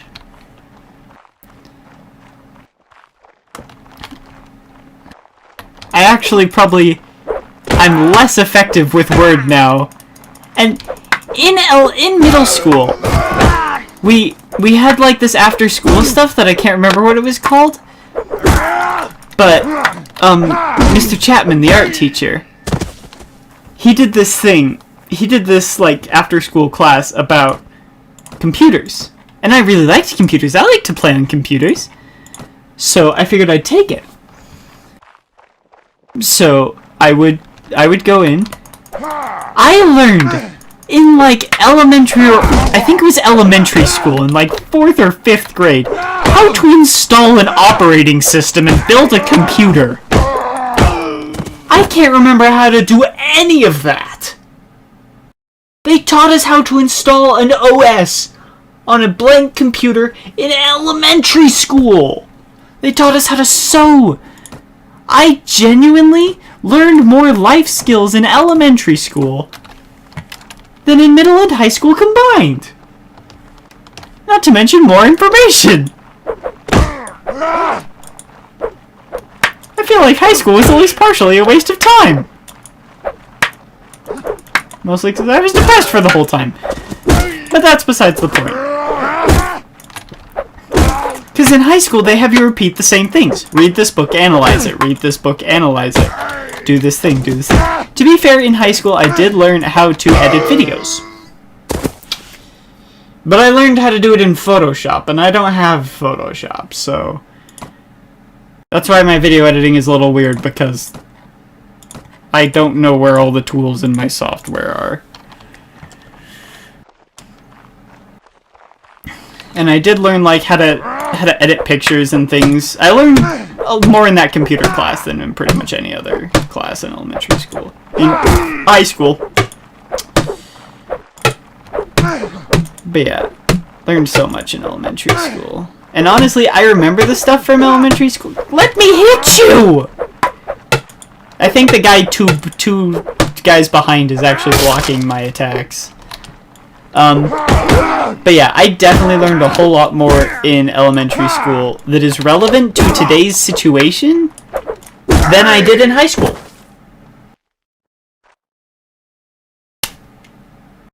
Even in middle school, we had current events where our teacher had us go and watch the news or read news articles and then come back and give a report. We never had anything like that in high school. Elementary school, man. Most important. Always. Especially if you have a good elementary school. Like, I went to a really good elementary school. I'm just gonna keep spouting about school. You know what else am I gonna do as I repeatedly kill the same 4 people? I remember we had Scholastic Book Fairs. And every time a Scholastic Book Fair came around, I was so excited because I was a whole lot more of an avid reader back then than I am now. Now I play more video games than read. But I do still love a good book. And I love to read still. I just don't do it as much. But in elementary and early middle school, I was reading adult level books. Like, I was reading books like Mr.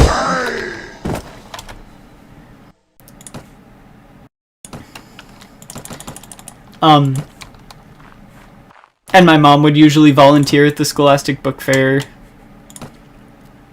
So I would get to see her, and it was always during lunch in a little big cordoned off part of the gym. And I would always try to get a few dollars together and buy a book. Almost always a book. I love books. Books, man. Books are a great way to improve your language skills. And just to get transported to another world you couldn't otherwise go to. In elementary school, that's actually where I got Far World Waterkeep. The author came and I bought his book and had it signed. But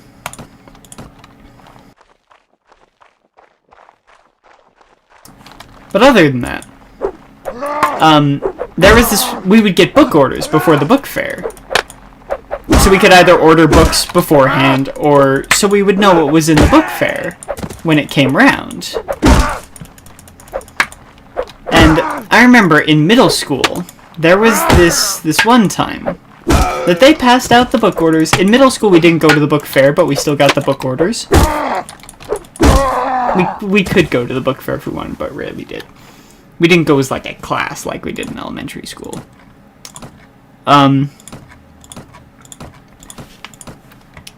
But at that point, I'd gotten really into Brandon Sanderson's books, and I'm still into them.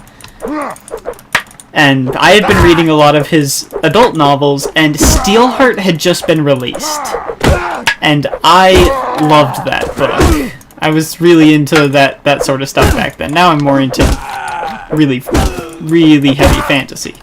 Back then I was a lot more lenient on what I read.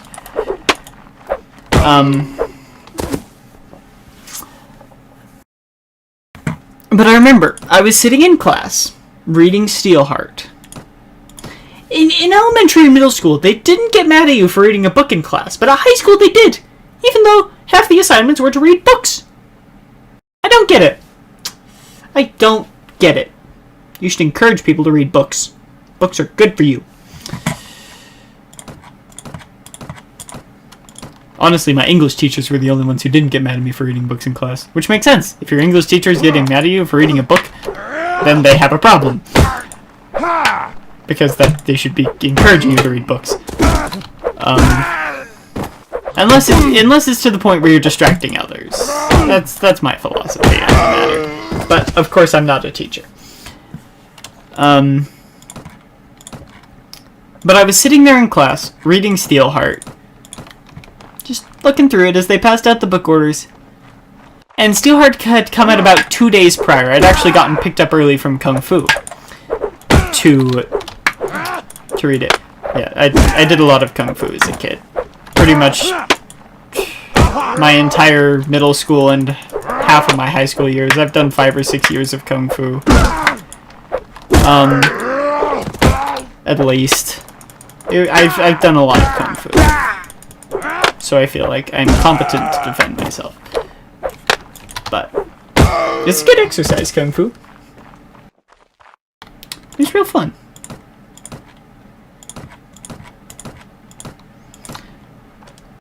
Anyway. Yeah, but I had gotten picked up early from Kung Fu to go get the book, so, like... No, that was actually the day before is when I got the book. And I was reading in class because new book. Why not? Stop stabbing. Dumb guy.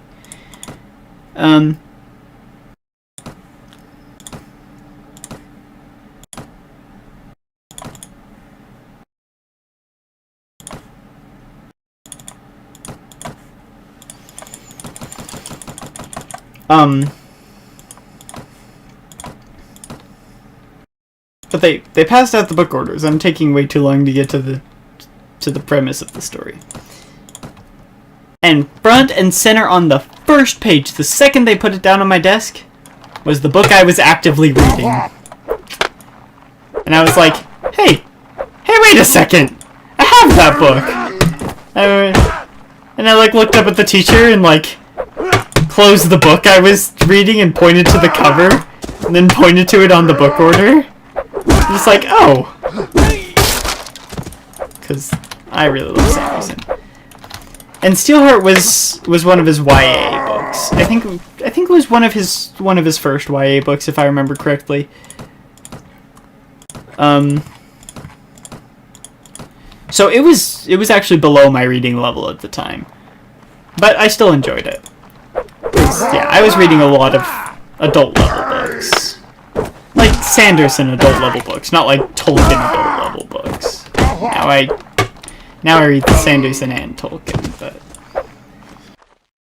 yeah, I had the book that was on the book order. That made me chuckle. And it's kind of sad because the last year that I was there, after I had spent 9 years at that school, they told us that after that year they'd be closing the middle school. And we were the last group of 8th graders. And it's kind of sad that no one would have the same experience as me afterwards. To be able to go through that really wonderful experience. Elementary school was the best years of my life. A lot of good friends living near me. lived close enough to school that if I made friends at school and they wanted to hang out, I could literally just say, let's walk to my house together. Let's hang out.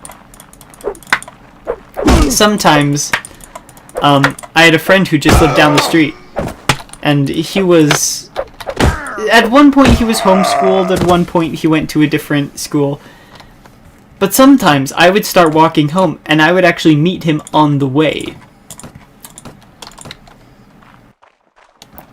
And that was fun. And we never planned that because we didn't have cell phones. We had cell phones back then. Back then, I say it like it was a long time ago. Okay, to be fair, it was actually about 8-10 years ago. That was actually a very long time. Jeez, that was half my life. At least.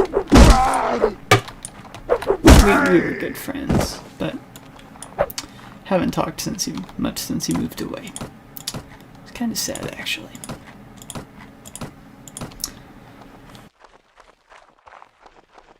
He was definitely my best friend.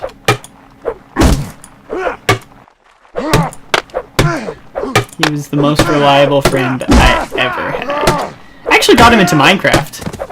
Because that was the time when I was really into Minecraft, when I would play it like all day, every day. And he actually brought his dad over, so his dad could learn what Minecraft was, so his dad would buy it for him. So I like showed them what Minecraft was and explained it, and his dad ended up buying Minecraft for him.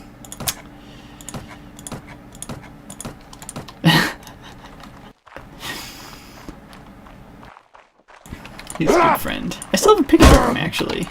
Picture of the two of us at one of my school fairs. Because we were allowed to bring guests, so of course I brought my best friend. Why wouldn't you if you're a little kid? You got something that's going on? You bring your best friend. Just period. You cultivate that friendship as much as humanly possible. You spend as much time with that person as you're physically allowed to do.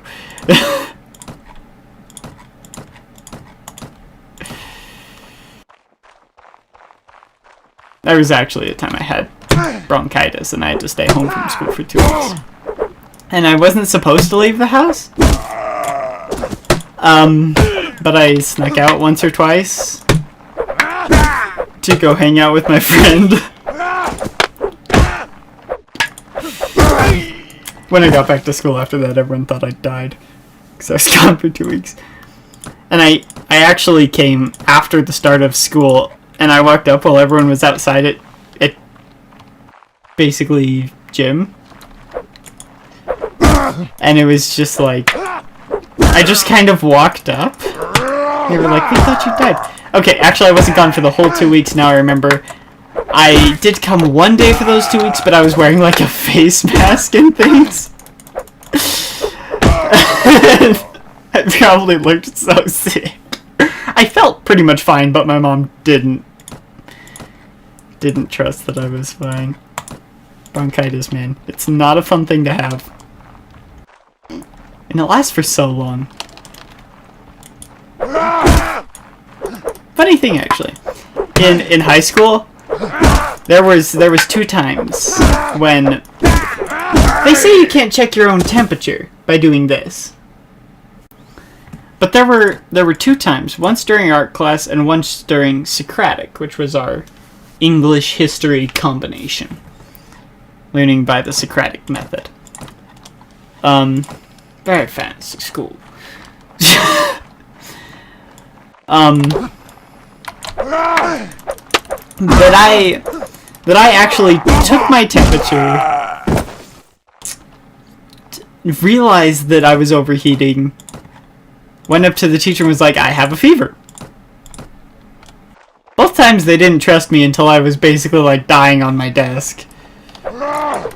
Now fevers are just a mild inconvenience to me. But I can usually tell when I have a fever. Sometimes I think I have a fever when I'm just overheated. I was also able to tell when I had heat exhaustion during Kung Fu. That was actually a real bad time to have heat exhaustion. It was after a real long shift at the pool, and when I was working at the pool, I allegedly got really sick. I can't guarantee that I got sick at the pool. But based on everything that's happened since, and what I was told by a particular doctor, I do believe that I got sick at the pool. But I got like a really bad bacterial infection in my stomach. And it was really bad. Like, I probably should have woken up my parents that night and said, I feel like I'm dying, because I genuinely did. I was in so much pain. Like, so incredibly much pain. Just like sitting in the bathtub because it made me feel a tiny bit better. Just like crying because I was in so much pain.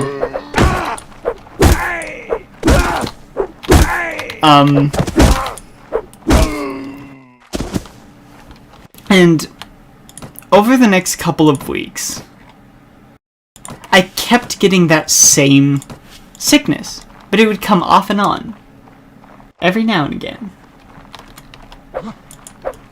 And I started to notice that certain things were making me incredibly sick. After a little bit of experimentation, I noticed that grapes were making me so sick. Like, I was packing grapes with my lunch because I liked grapes. But I found out that if I ate grapes, I got so sick. Like, with that same sickness, just the incredible pain, and I had to go home from school a lot of times. This was in high school. They're not very happy if you have to leave early. They're not very happy at all if you miss anything. Whereas elementary school, they really don't care. They trust that what you're doing is the best for you. Like, they'll tell your parents you were absent, but they're not gonna super reprimand you for being absent like they will in high school. I like that. It's because they think teens are rebellious, which I can't argue with because it's true. Anyway, and I started noticing that apples would make me sick. Slowly yet steadily, it would get worse. And then I noticed that other fruits would make me sick, and vegetables would make me sick, lettuce, all these things would make me sick. And I couldn't figure out why. I was about to start researching, like, the base ingredients of each of these things that was making me sick, and, like, cross-reference them to see if there was something they had in common. But then water started making me sick. Drinking water made me sick. This is a long explanation for something, I promise. There is a point to actually saying this one. And drinking water would make me really sick. And that made it really hard to be a lifeguard. It's really hard to be a lifeguard if you can't drink water. Dehydration and heat exhaustion are two of the most dangerous things as a lifeguard. You have to be able to avoid those. But I could not drink the water there. And I didn't realize it. I just thought it was my lot in life to be permanently sick, which I've kind of accepted at this point now. But at that point, I hadn't accepted it. Entirely. But eventually, I found out it was the water. The water was making me sick. And that is truly a problem as a lifeguard. Like, truly and genuinely a problem.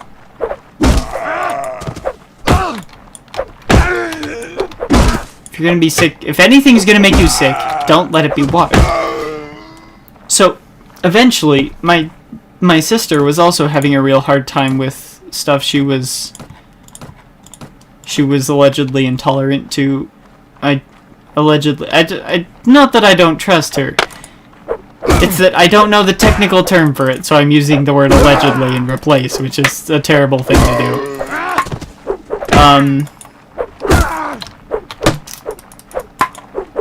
But she found out that she couldn't have, like, sulfur. And after, like, 5 different doctor visits, because one of them said, oh, you're lactose intolerant, the other said, oh, you can't have soy. It was sulfur. But the one guy that had figured this out, we were like, okay, I should probably go see him. It's only like $30 to go see him. That was the wrong button.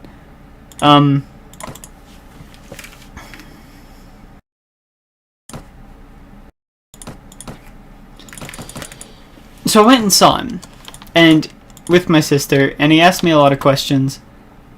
As he had this, like, magnet.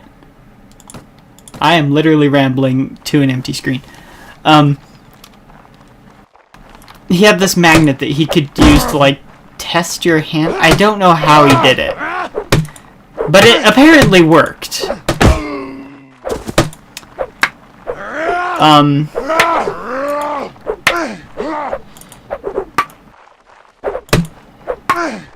I can't hit these guys.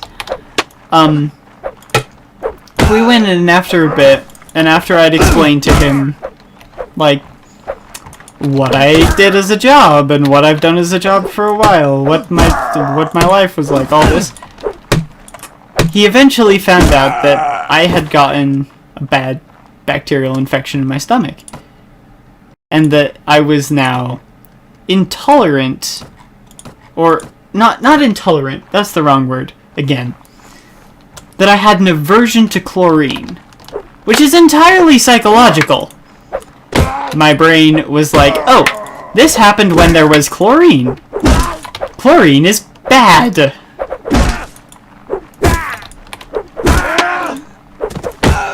So my brain was replicating the effects of the stomach infection. My body, it was making my body replicate that every time I had chlorine. Dear brain, why? Why would you do that? It's like a fever. Viruses can't survive in this temperature for extended periods of time. Yeah, people can't survive in that temperature for extended periods of time either, immune system.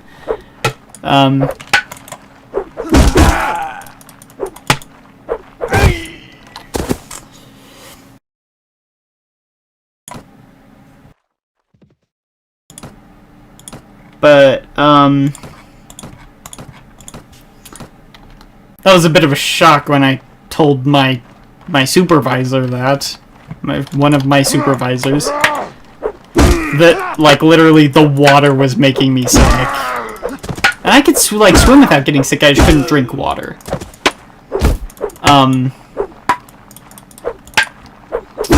So we ended up trying to find a way, like, around that.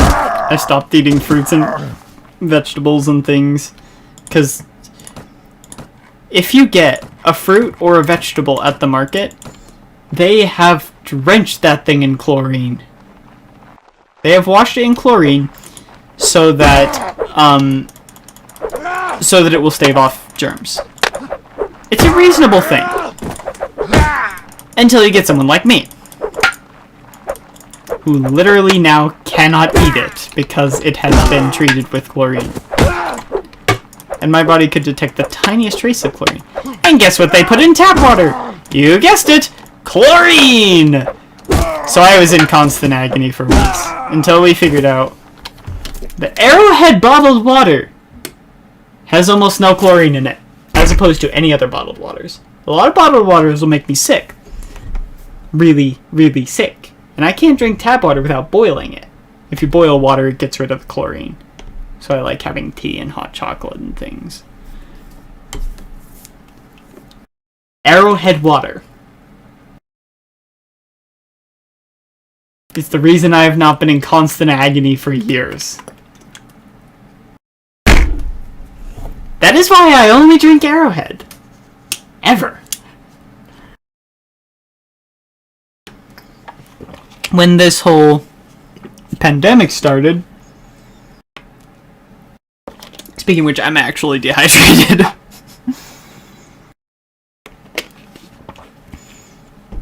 But I can't drink like a whole bottle at once or else I'll still get sick. I have to drink it in sips.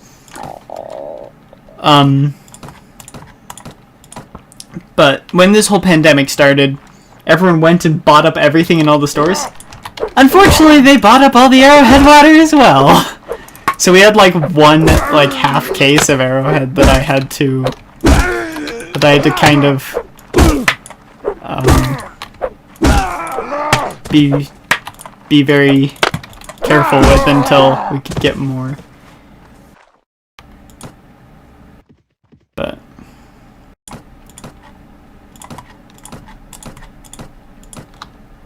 there are strange medical conditions.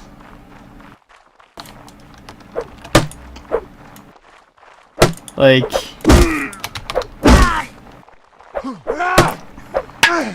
and strange phobias too, actually. I actually have a pretty common phobia. Here, have my life history. That's pretty much what I'm doing. Pretty common, called nosocomophobia, is actually the fear of hospitals. I am terrified of hospitals.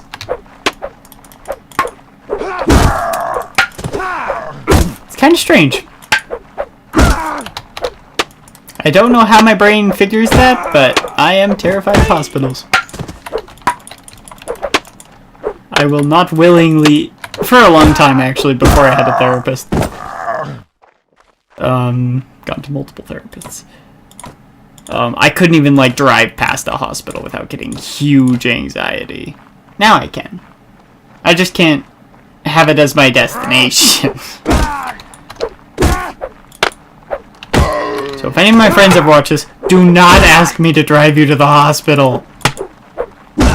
It will only end up worse, because I will probably have a panic attack and never make it inside. And you might die because you asked me to drive you to the hospital. Please. Please don't ask me to drive you to the hospital.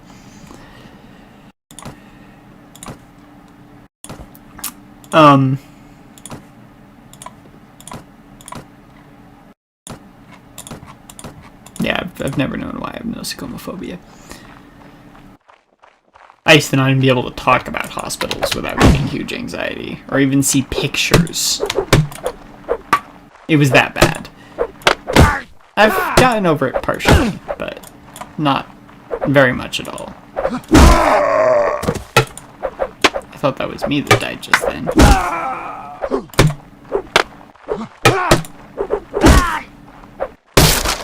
Oh, that's not good.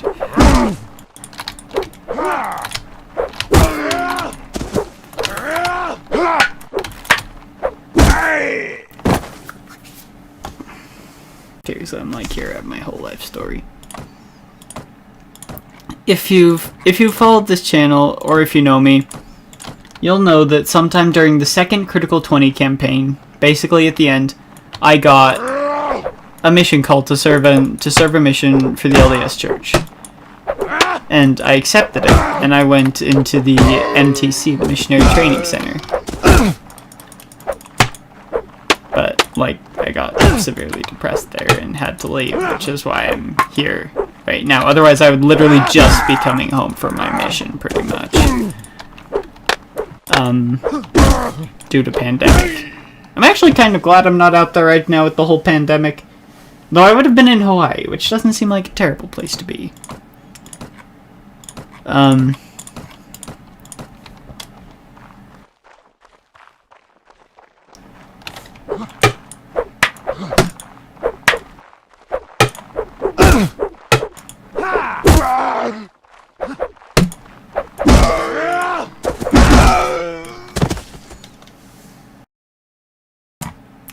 Well, I'll tell you more of my life story, because I have nothing better to do.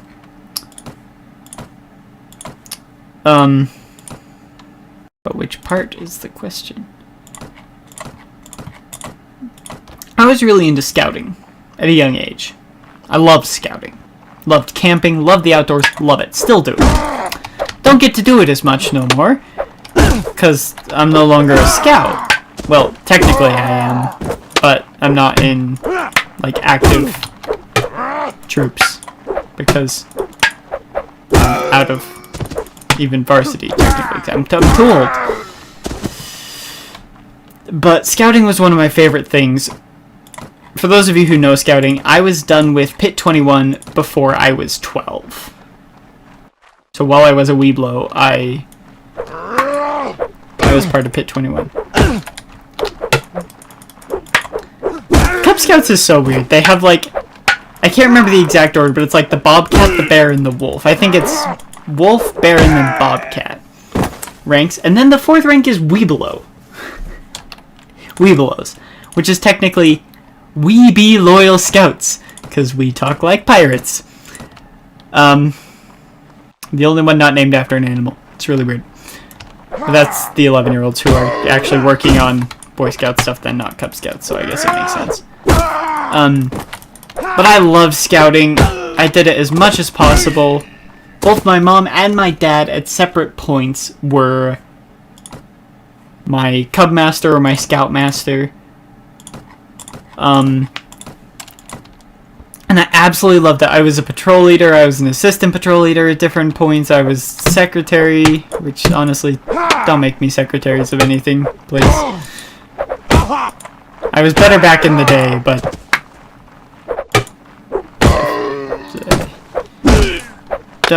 don't make someone with autism a secretary, please.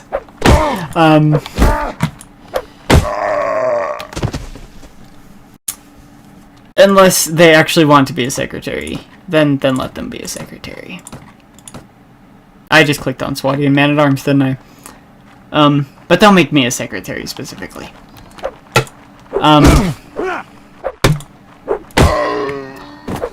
But I actually ended up getting my Eagle Scout, I believe, when I was 14. Which was quite an accomplishment. Most people don't get it that young. And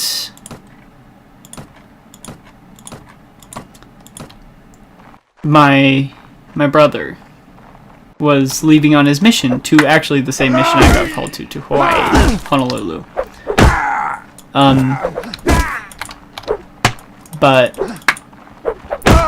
he would have had to miss my Eagle Court of Honor, and I was planning on giving him my Mentor's Pin. Mentor's Pin is a special reward you get to give. When you get your Eagle, you get to give the Mentor's Pin to pretty much anyone you want. And I figured I'd give it to my brother, because he'd always been an inspiration. It was actually a race between us to see who could get their Eagle first, even though he was a couple years older, because he was actually a whole lot slower than I was in it. So,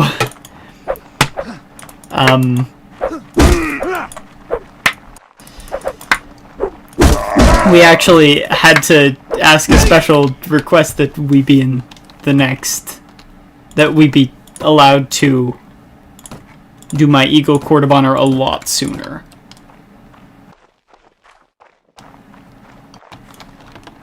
Like a month sooner than we were supposed to be able to.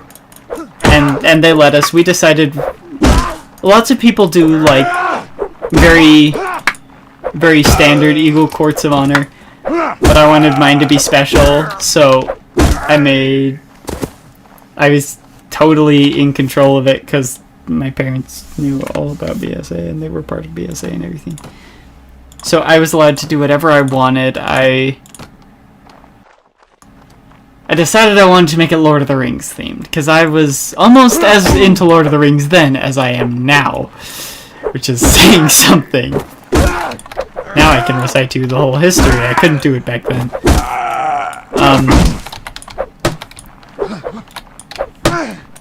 Okay, not the whole history, most of it. I can't recite all of it. I can give you a nice summary, though.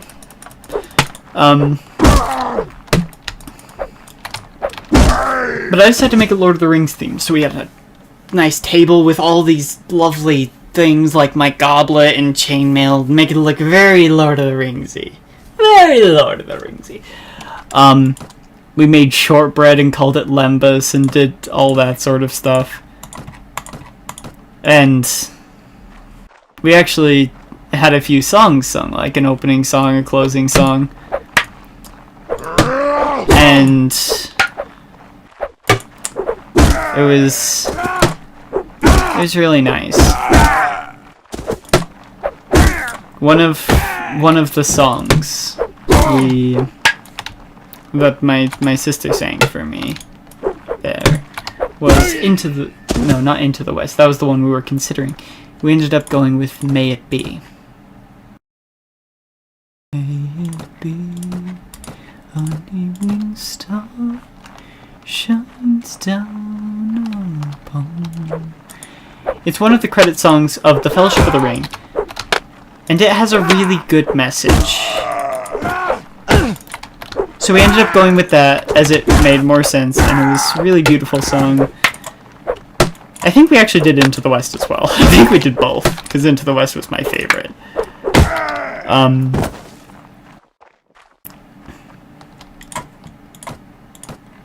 Geez, it doesn't even feel like I'm fighting guys anymore. It just feels like I'm talking. Is this what it feels like to be a streamer?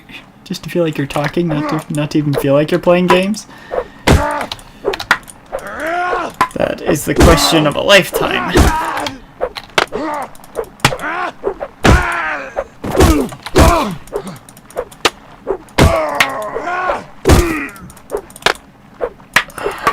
I've got this. But it was a beautiful Eagle Court of Honor. I was able to give my mentor's pin to my brother before he left on his mission. It was a beautiful thing. And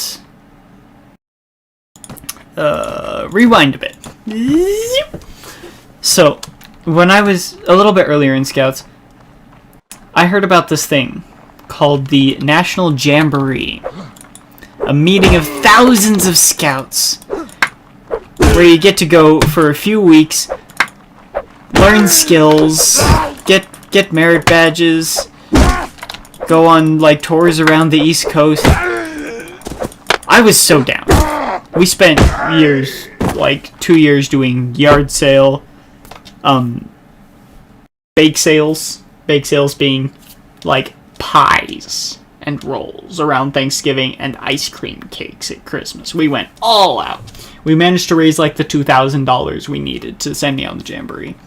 And we already knew what it would be like because my brother had gone on a Jamboree previously and he had really, really loved it. So we figured, why not?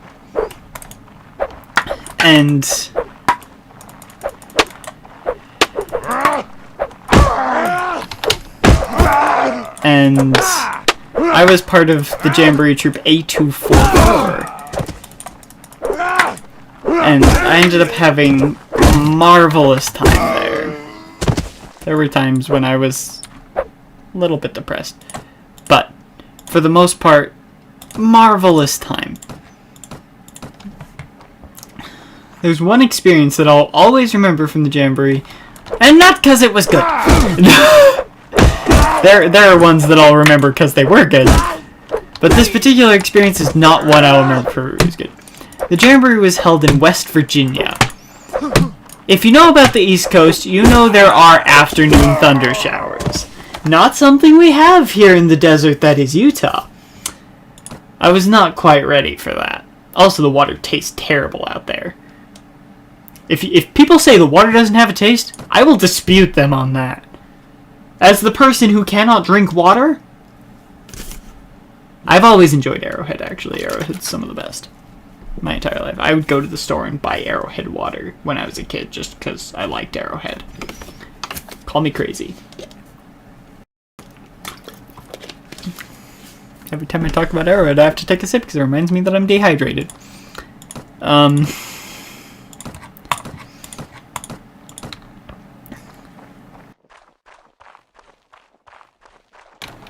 Oh, where was I going?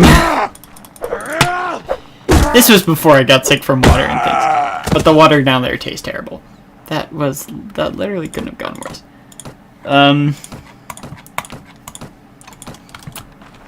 But we had a metal pavilion with a canvas roof pretty standard that we would,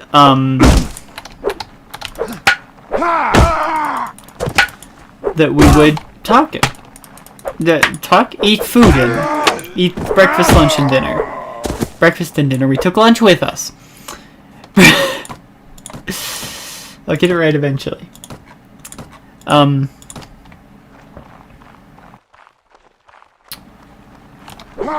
I honestly spent a little too long writing postcards there. Instead of doing Jamboree stuff. But I still did a lot of Jamboree stuff, and it was still amazing.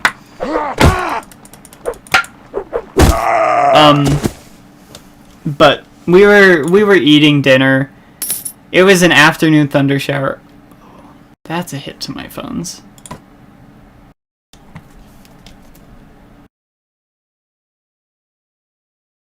May 3rd is when we'll have to pay again. That was choose randomly.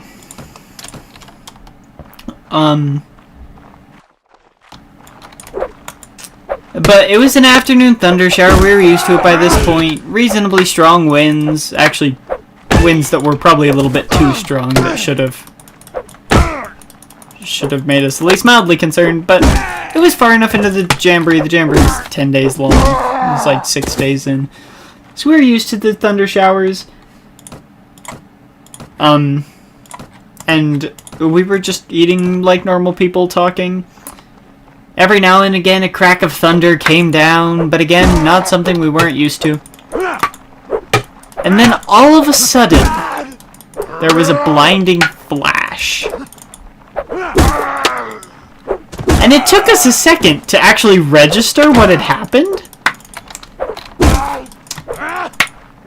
A bolt of lightning had struck about 15 to 20 feet away from the metal pavilion we were under.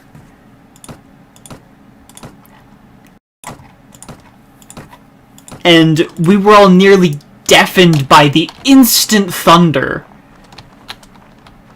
that cracked the night, that split the sky.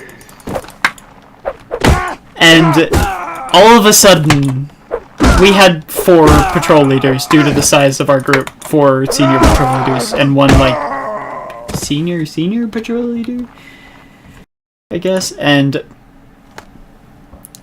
like 4 scoutmasters with 1 like senior scoutmaster. All of a sudden, all the scoutmasters and patrol leaders were saying, like, clean up, get in your tents. We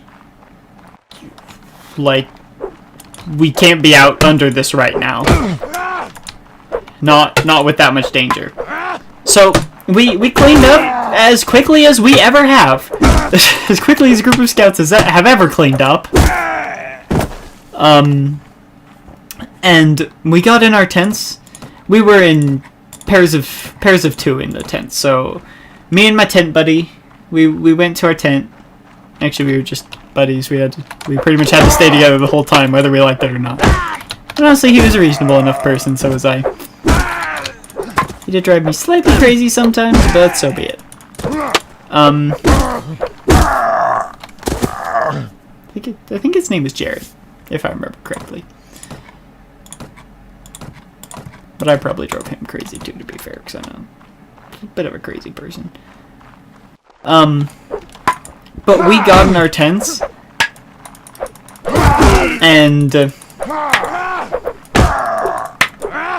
winds picked up all of a sudden, like literally out of nowhere, as we were cleaning up. So we got in our tents, trudging through the mud to get there, and we started just sitting on our cots. We didn't even like talk to each other or anything, we just sat there. And as the wind picked up, the floor of the tent began to actually lift itself off the ground with 2 scouts in it, 2 cots, and everything we had brought with us in massive duffel bags. We had 2 duffel bags and a backpack each. And we were truly terrified. We started praying. which actually is a little bit funny because I like to listen to Clem Everyday Profundus on YouTube recently. And he recently released a song called Hidden Helper. And I've basically taken it as my theme now. It is like my theme song. But one of the lines in there really sticks out to me and reminds me of this experience. Pray that you will stay the thunder. Chaos pray us to be sure. And, like, we were literally, like, on our knees praying. Because the entire tent was lifted off the ground. If that tent hadn't been staked down, it would have blown away. With us inside.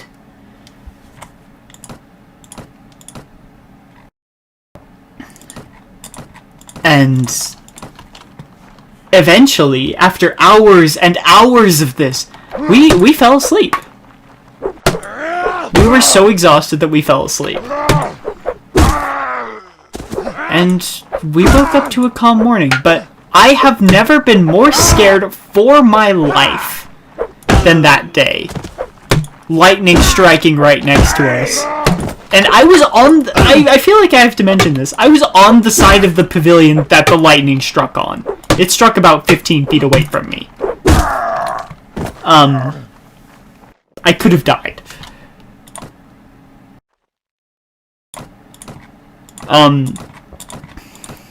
But I have never been more scared for my life than that day.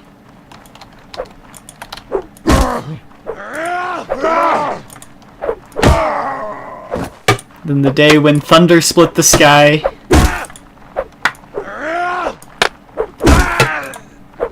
And the wind blew like a tempest. And we were just like 12-year-old scouts. Like, we were scared, man. We were scared.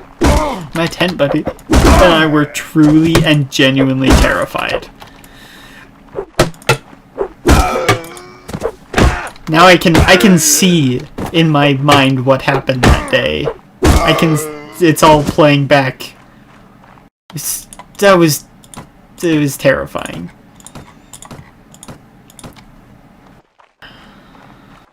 And it truly was. There were a lot of nice things that happened on Jamboree. But one of the emotions that sticks with you the most through life is fear. If you're afraid of something, you will always remember that you're afraid of it. If something scared you, you will remember that thing. Whether or not you let it change you is a different matter. You will remember it.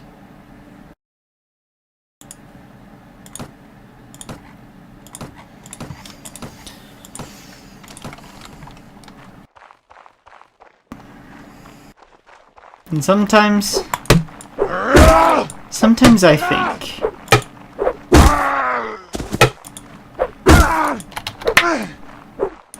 that it's not just luck. Speaking of near-death experiences and or injuries, when I was a little kid, my grandparents... Oh, let's actually finish the story I was working on before, and then we'll do this. So, at my Eagle Court of Honor, I had my Jamboree troop. Those that would come do the flag ceremony. That is... All of this is because I need to say that. And they were great people. Especially Scoutmaster Jepson. Loved him. He was my favorite. He was like the head of the Scoutmasters that were there.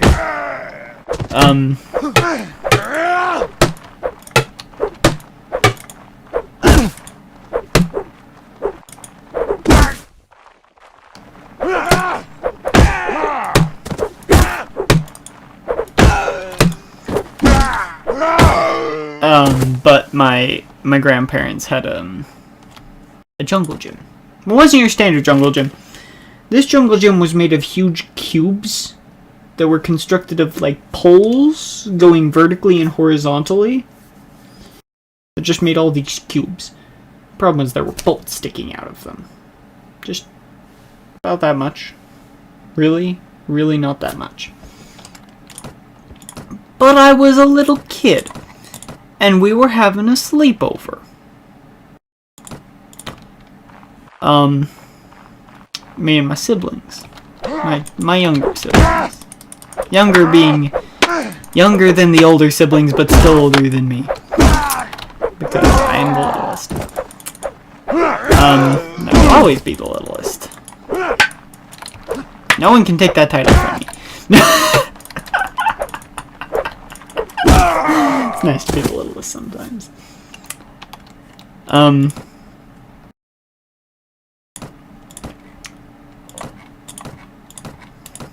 But I was climbing on this jungle gym with my siblings. With my sister and my brother. And I don't exactly remember what happened. Probably for a good reason, but I slipped. I was at the top of this jungle gym, and it's like 10 feet tall. It's not a short jungle gym. And I slipped. And fell through the middle of one of these like tubes created by the squares, these columns. And I hit my head on the way down. On one of the bars. And when my siblings got down and saw me, the looks on their faces were enough to tell me that something was wrong.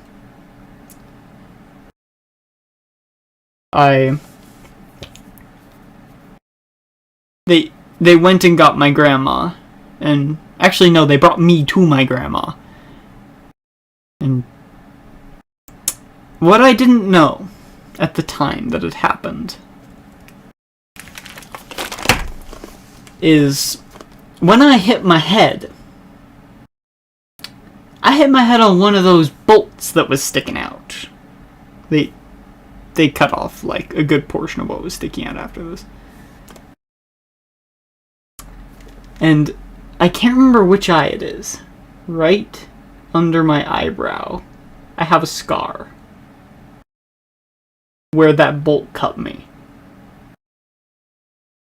I wonder if you guys can actually see it on camera, but I don't remember which eye it's on.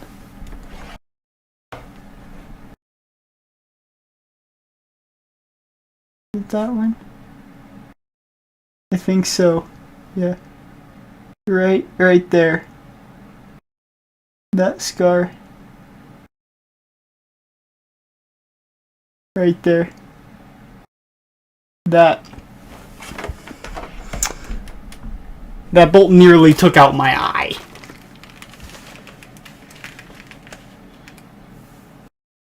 Once I learned this, I was terrified. But I still have my eyes, everything is fine.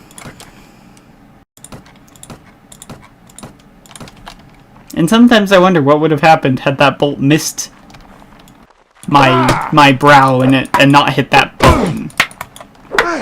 And if it had hit my eye instead. I sometimes wonder what would have happened. But I usually don't want to wonder what would have happened.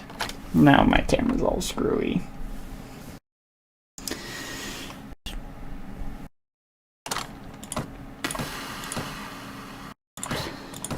Imagine if I going back to elementary school with only one eye. That'd be terrible.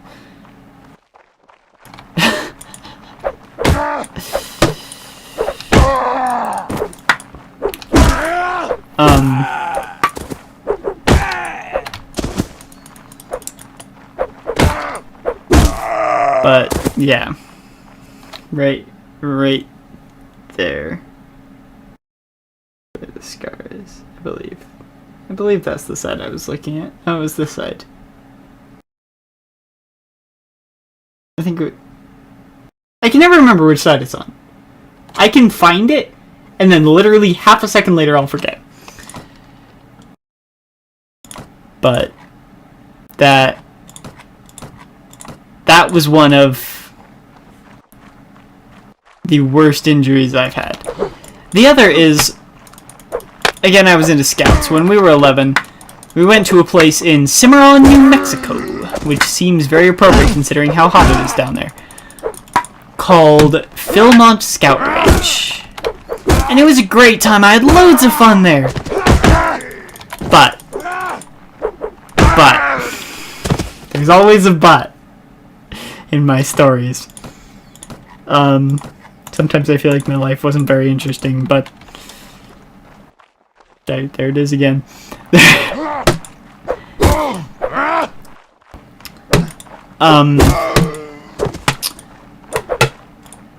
There was this giant seesaw.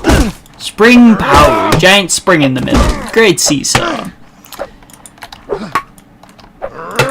And two of the other 11-year-olds and I thought it would be a real good idea when we were off of time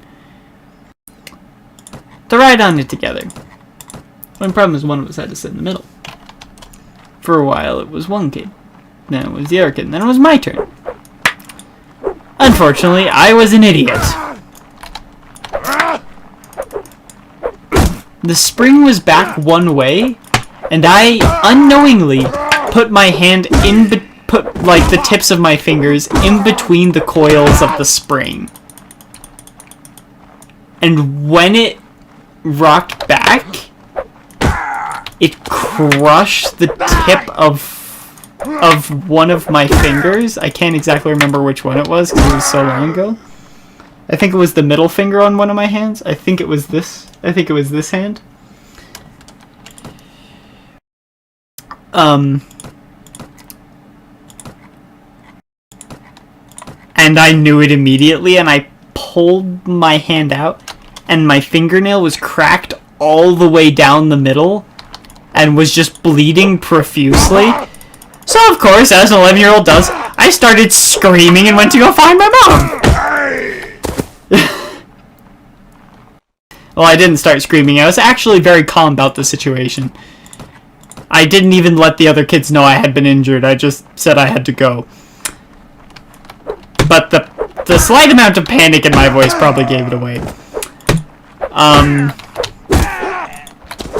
So I went to go find my mom, went to our tent, and my mom wasn't there. My dad wasn't there. That's when I started to panic. I ended up finding my sister.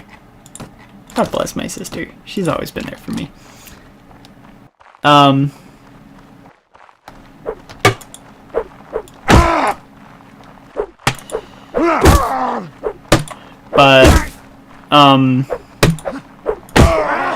she was just as, concerned as I was.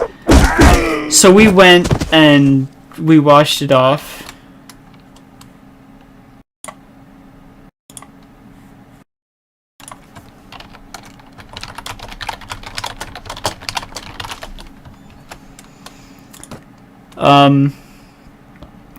And it was still bleeding pretty bad.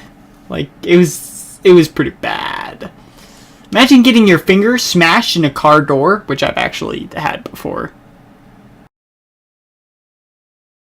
And then duplicate that. And double it. It was really bad.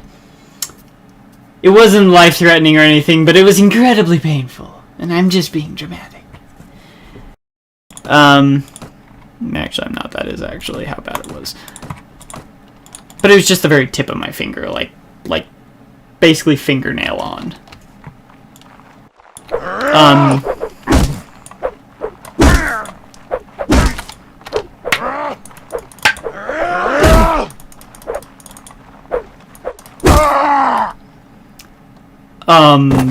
But eventually they found my parents. Mom, assured me it wasn't all that bad. We, wrapped it. And it was very painful for the next few weeks. But it got better. It got better.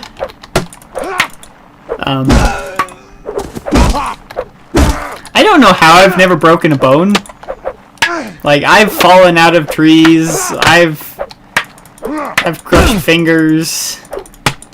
But I have never broken a bone.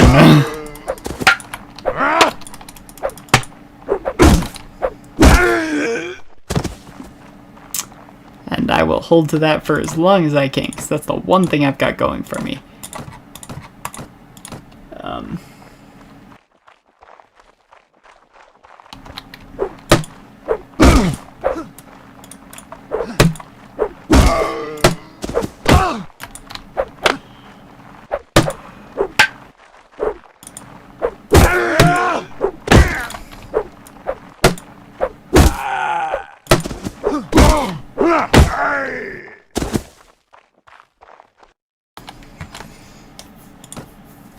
But yeah, those are probably the most traumatizing things that have ever happened to me.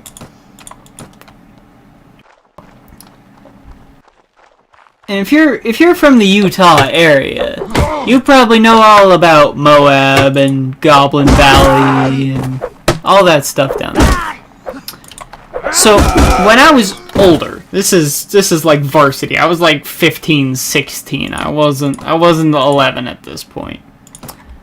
I had quite severe vertigo, and I still have quite severe vertigo. We were up at Goblin Valley for a week-long camp, I believe. I believe it was a week-long. And we decided let's go through Ding and Dang. If you don't know what Ding and Dang Canyon is, it's a slot canyon. It's a nice little canyon. It's a nice hike for most people. So we start going through Ding and Dang. We noticed there was a lot of water. Like an abnormal amount of water. Apparently it had flash flooded about a day or two before. So we started heading through Ding and Dang. And it was fine at the beginning. There were times we had to take our packs off, hold them above our heads to get through the waist-deep water. Waist-deep or deeper sometimes.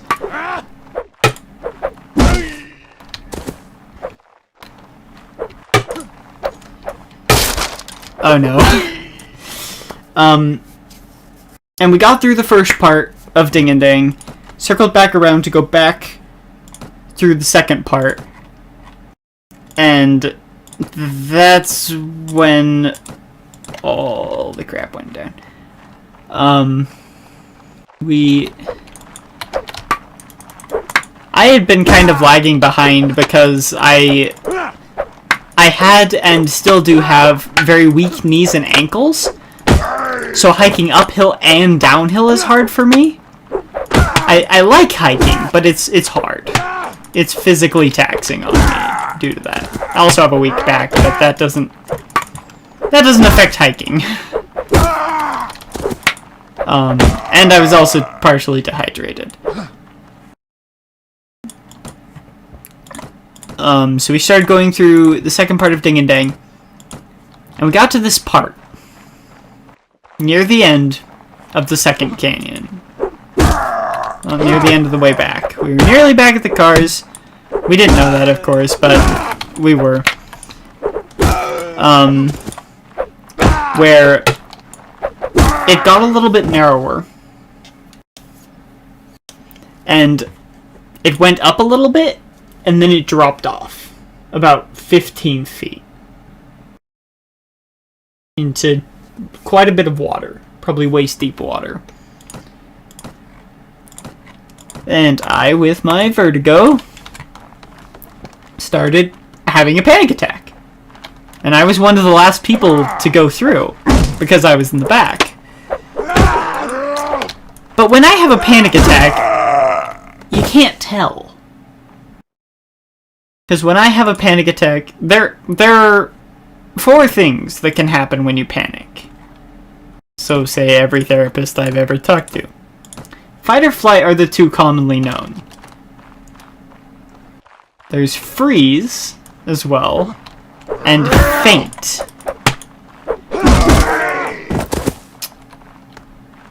Goats. You startle a goat. Everyone knows they freeze and fall over. they freeze and faint if you startle a goat. That is their fight or flight, is freeze and faint, which is honestly a terrible fight or flight. My fight or flight is freeze. So, we got there, and it was my turn to go, and I didn't move. I couldn't. I was physically unable to move.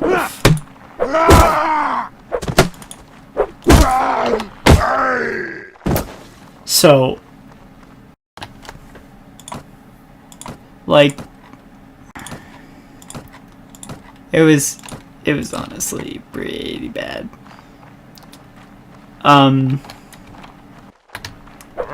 it took a long time for me to calm down enough to even talk, let alone move. And eventually the people that were at the top and the people at the bottom, like, kind of like lowered me down into the water and carried me across because I was still half in a panic attack. And a lot of people, what they did was they kind of spider crawled between the walls, just using their hands on one side, legs on the other, and just kind of shuffled along. But there was no way that I could do that. So I'm actually getting a good army going here. 22 man-at-arms, 8 knights. These skirmishers don't want to level up. They're pretty close, actually. Another 100 XP.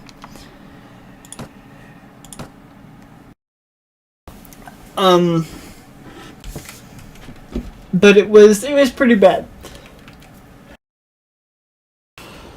And we ended up going through Ding and Dang again. Like a year or two later. And I knew when the part would be. When that same bit would be.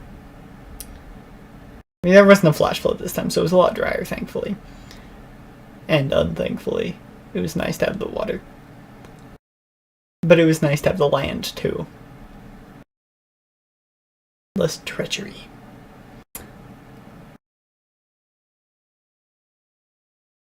But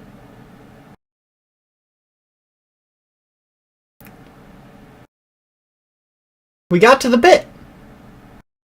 And I would give you 3 guesses what happened, but I'm just gonna tell you. I froze. Again.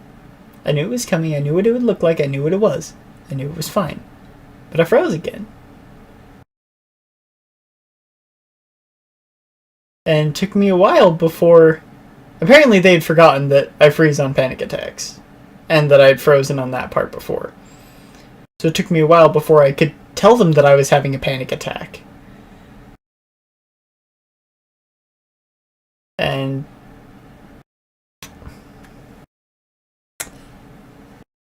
it wasn't ideal. Because I froze twice on the exact same spot. About a year difference. Wasn't good at all. I didn't even freeze at the Grand Canyon from Vertigo. But I froze at the potential of a 15-foot fall by Vertigo.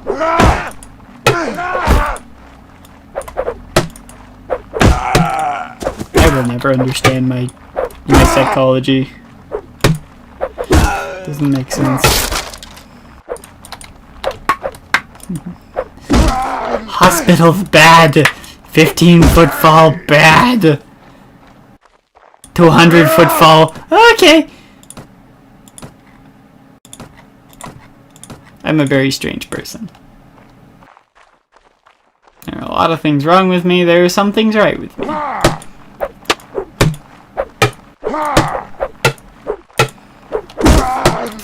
Something that some people find interesting about me is that there's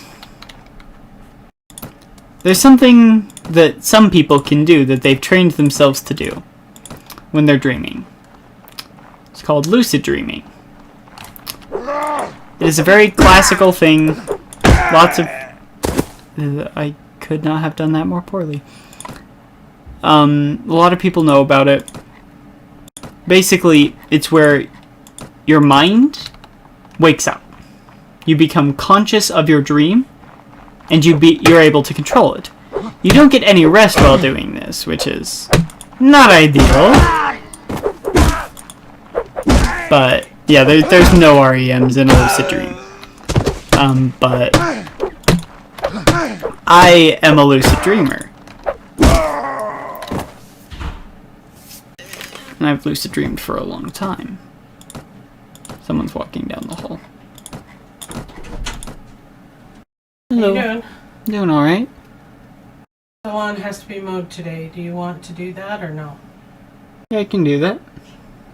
It's all ready, but it has to be done today. Yeah. Okay, is there anything you need? Not that I can think of.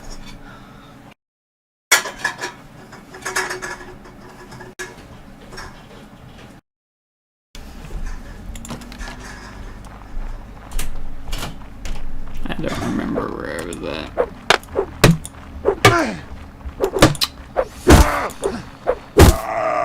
Where was I?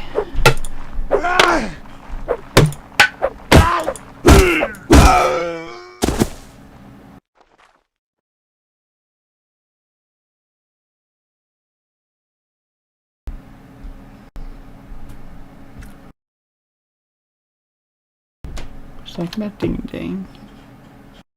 Oh, lucid dreaming. Right. I can actually still remember my first lucid dream, and it was really weird. And a lot of people train themselves or do something specific so that they're able to lucid dream. Some people try to lucid dream, and it's hard for them. For me, it's not. I don't know how or when or why, but I trained myself to recognize dreams, and I don't know how I did that, because I never actively trained myself. It was more of a subconscious thing. So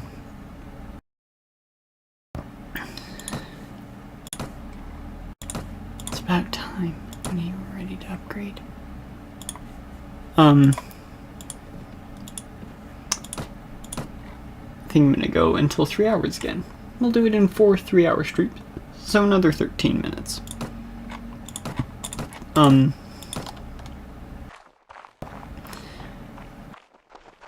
Lucid dreams are actually a really fun thing. But I have gotten to the point where if I dream, I am conscious. That's why I usually seem so tired, is because I dream pretty regularly. And every time I'm always conscious. Often, there are interesting stories that play out in my dreams. Stories that I write out as soon as I wake up. Or later so I don't forget.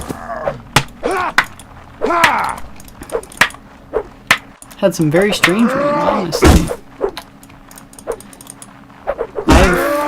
A lot of the times I dream about things I read in books or play in video games, like Mirror's Edge, for example. Fun game, you get to be a parkour runner. And I have dreamt that I did that sort of stuff. It was a really fun dream, actually. During the Arcanum Unbounded release party.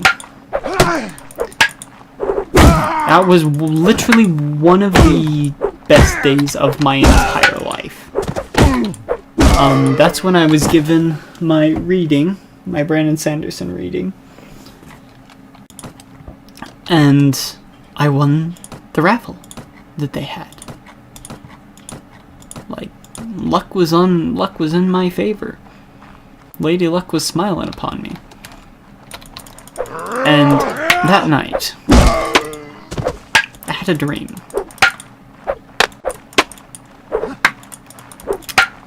I dreamt I was a Mistborn. And at first I didn't quite understand how to use my abilities. My brain didn't comprehend how to make things work. But after an hour or so, I began to understand how to make it work in my dream. And I began to train someone else on how to be a Mistborn. Teach them the skills, the abilities, all that they could do.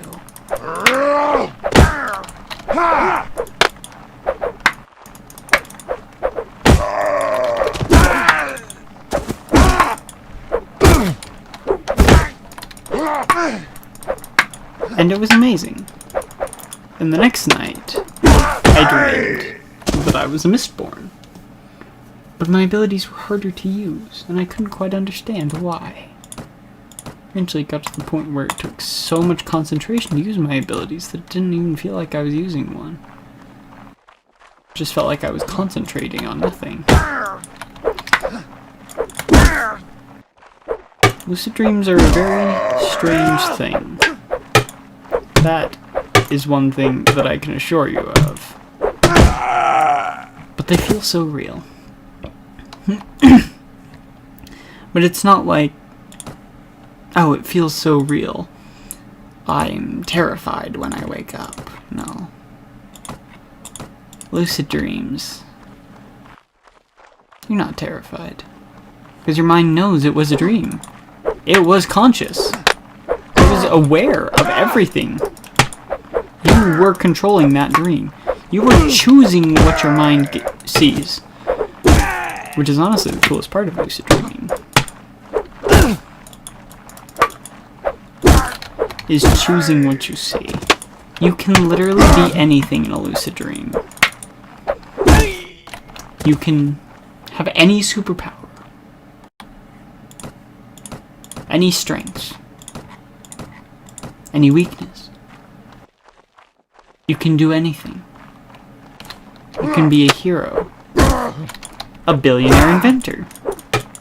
A villain.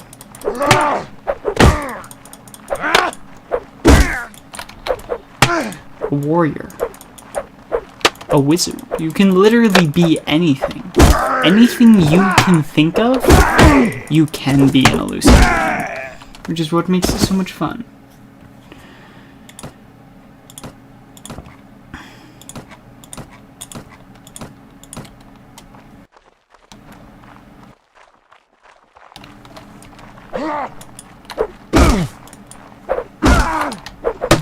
Maybe I should get back into the writing. I used to write all the time. I was actually part of a Wintrim in school called JaNoWriMo, as opposed to the NaNoWriMo, because it was in January.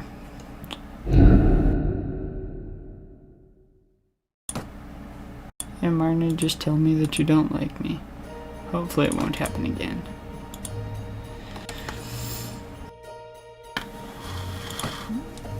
But I've actually written lots, good portions of books. I just don't like what I've written. One of these times, I'll write something that I enjoy, write something that truly sticks out to me. Maybe I'll publish it. Who knows? Maybe I'll live to be an author instead of a streamer. We'll see. Only the future can tell. Won't be an author if I don't write every day, though. And right now, I'm not writing every day. I need to do that. A lot of times I write the stories in my lucid dreams. I've been rambling for so long, I apologize. I've told you my entire life story. Okay, most of my life story.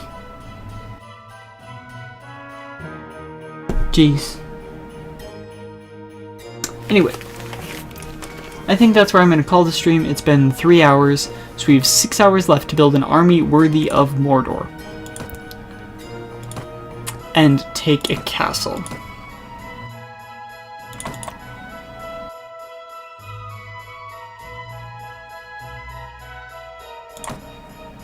More power strike.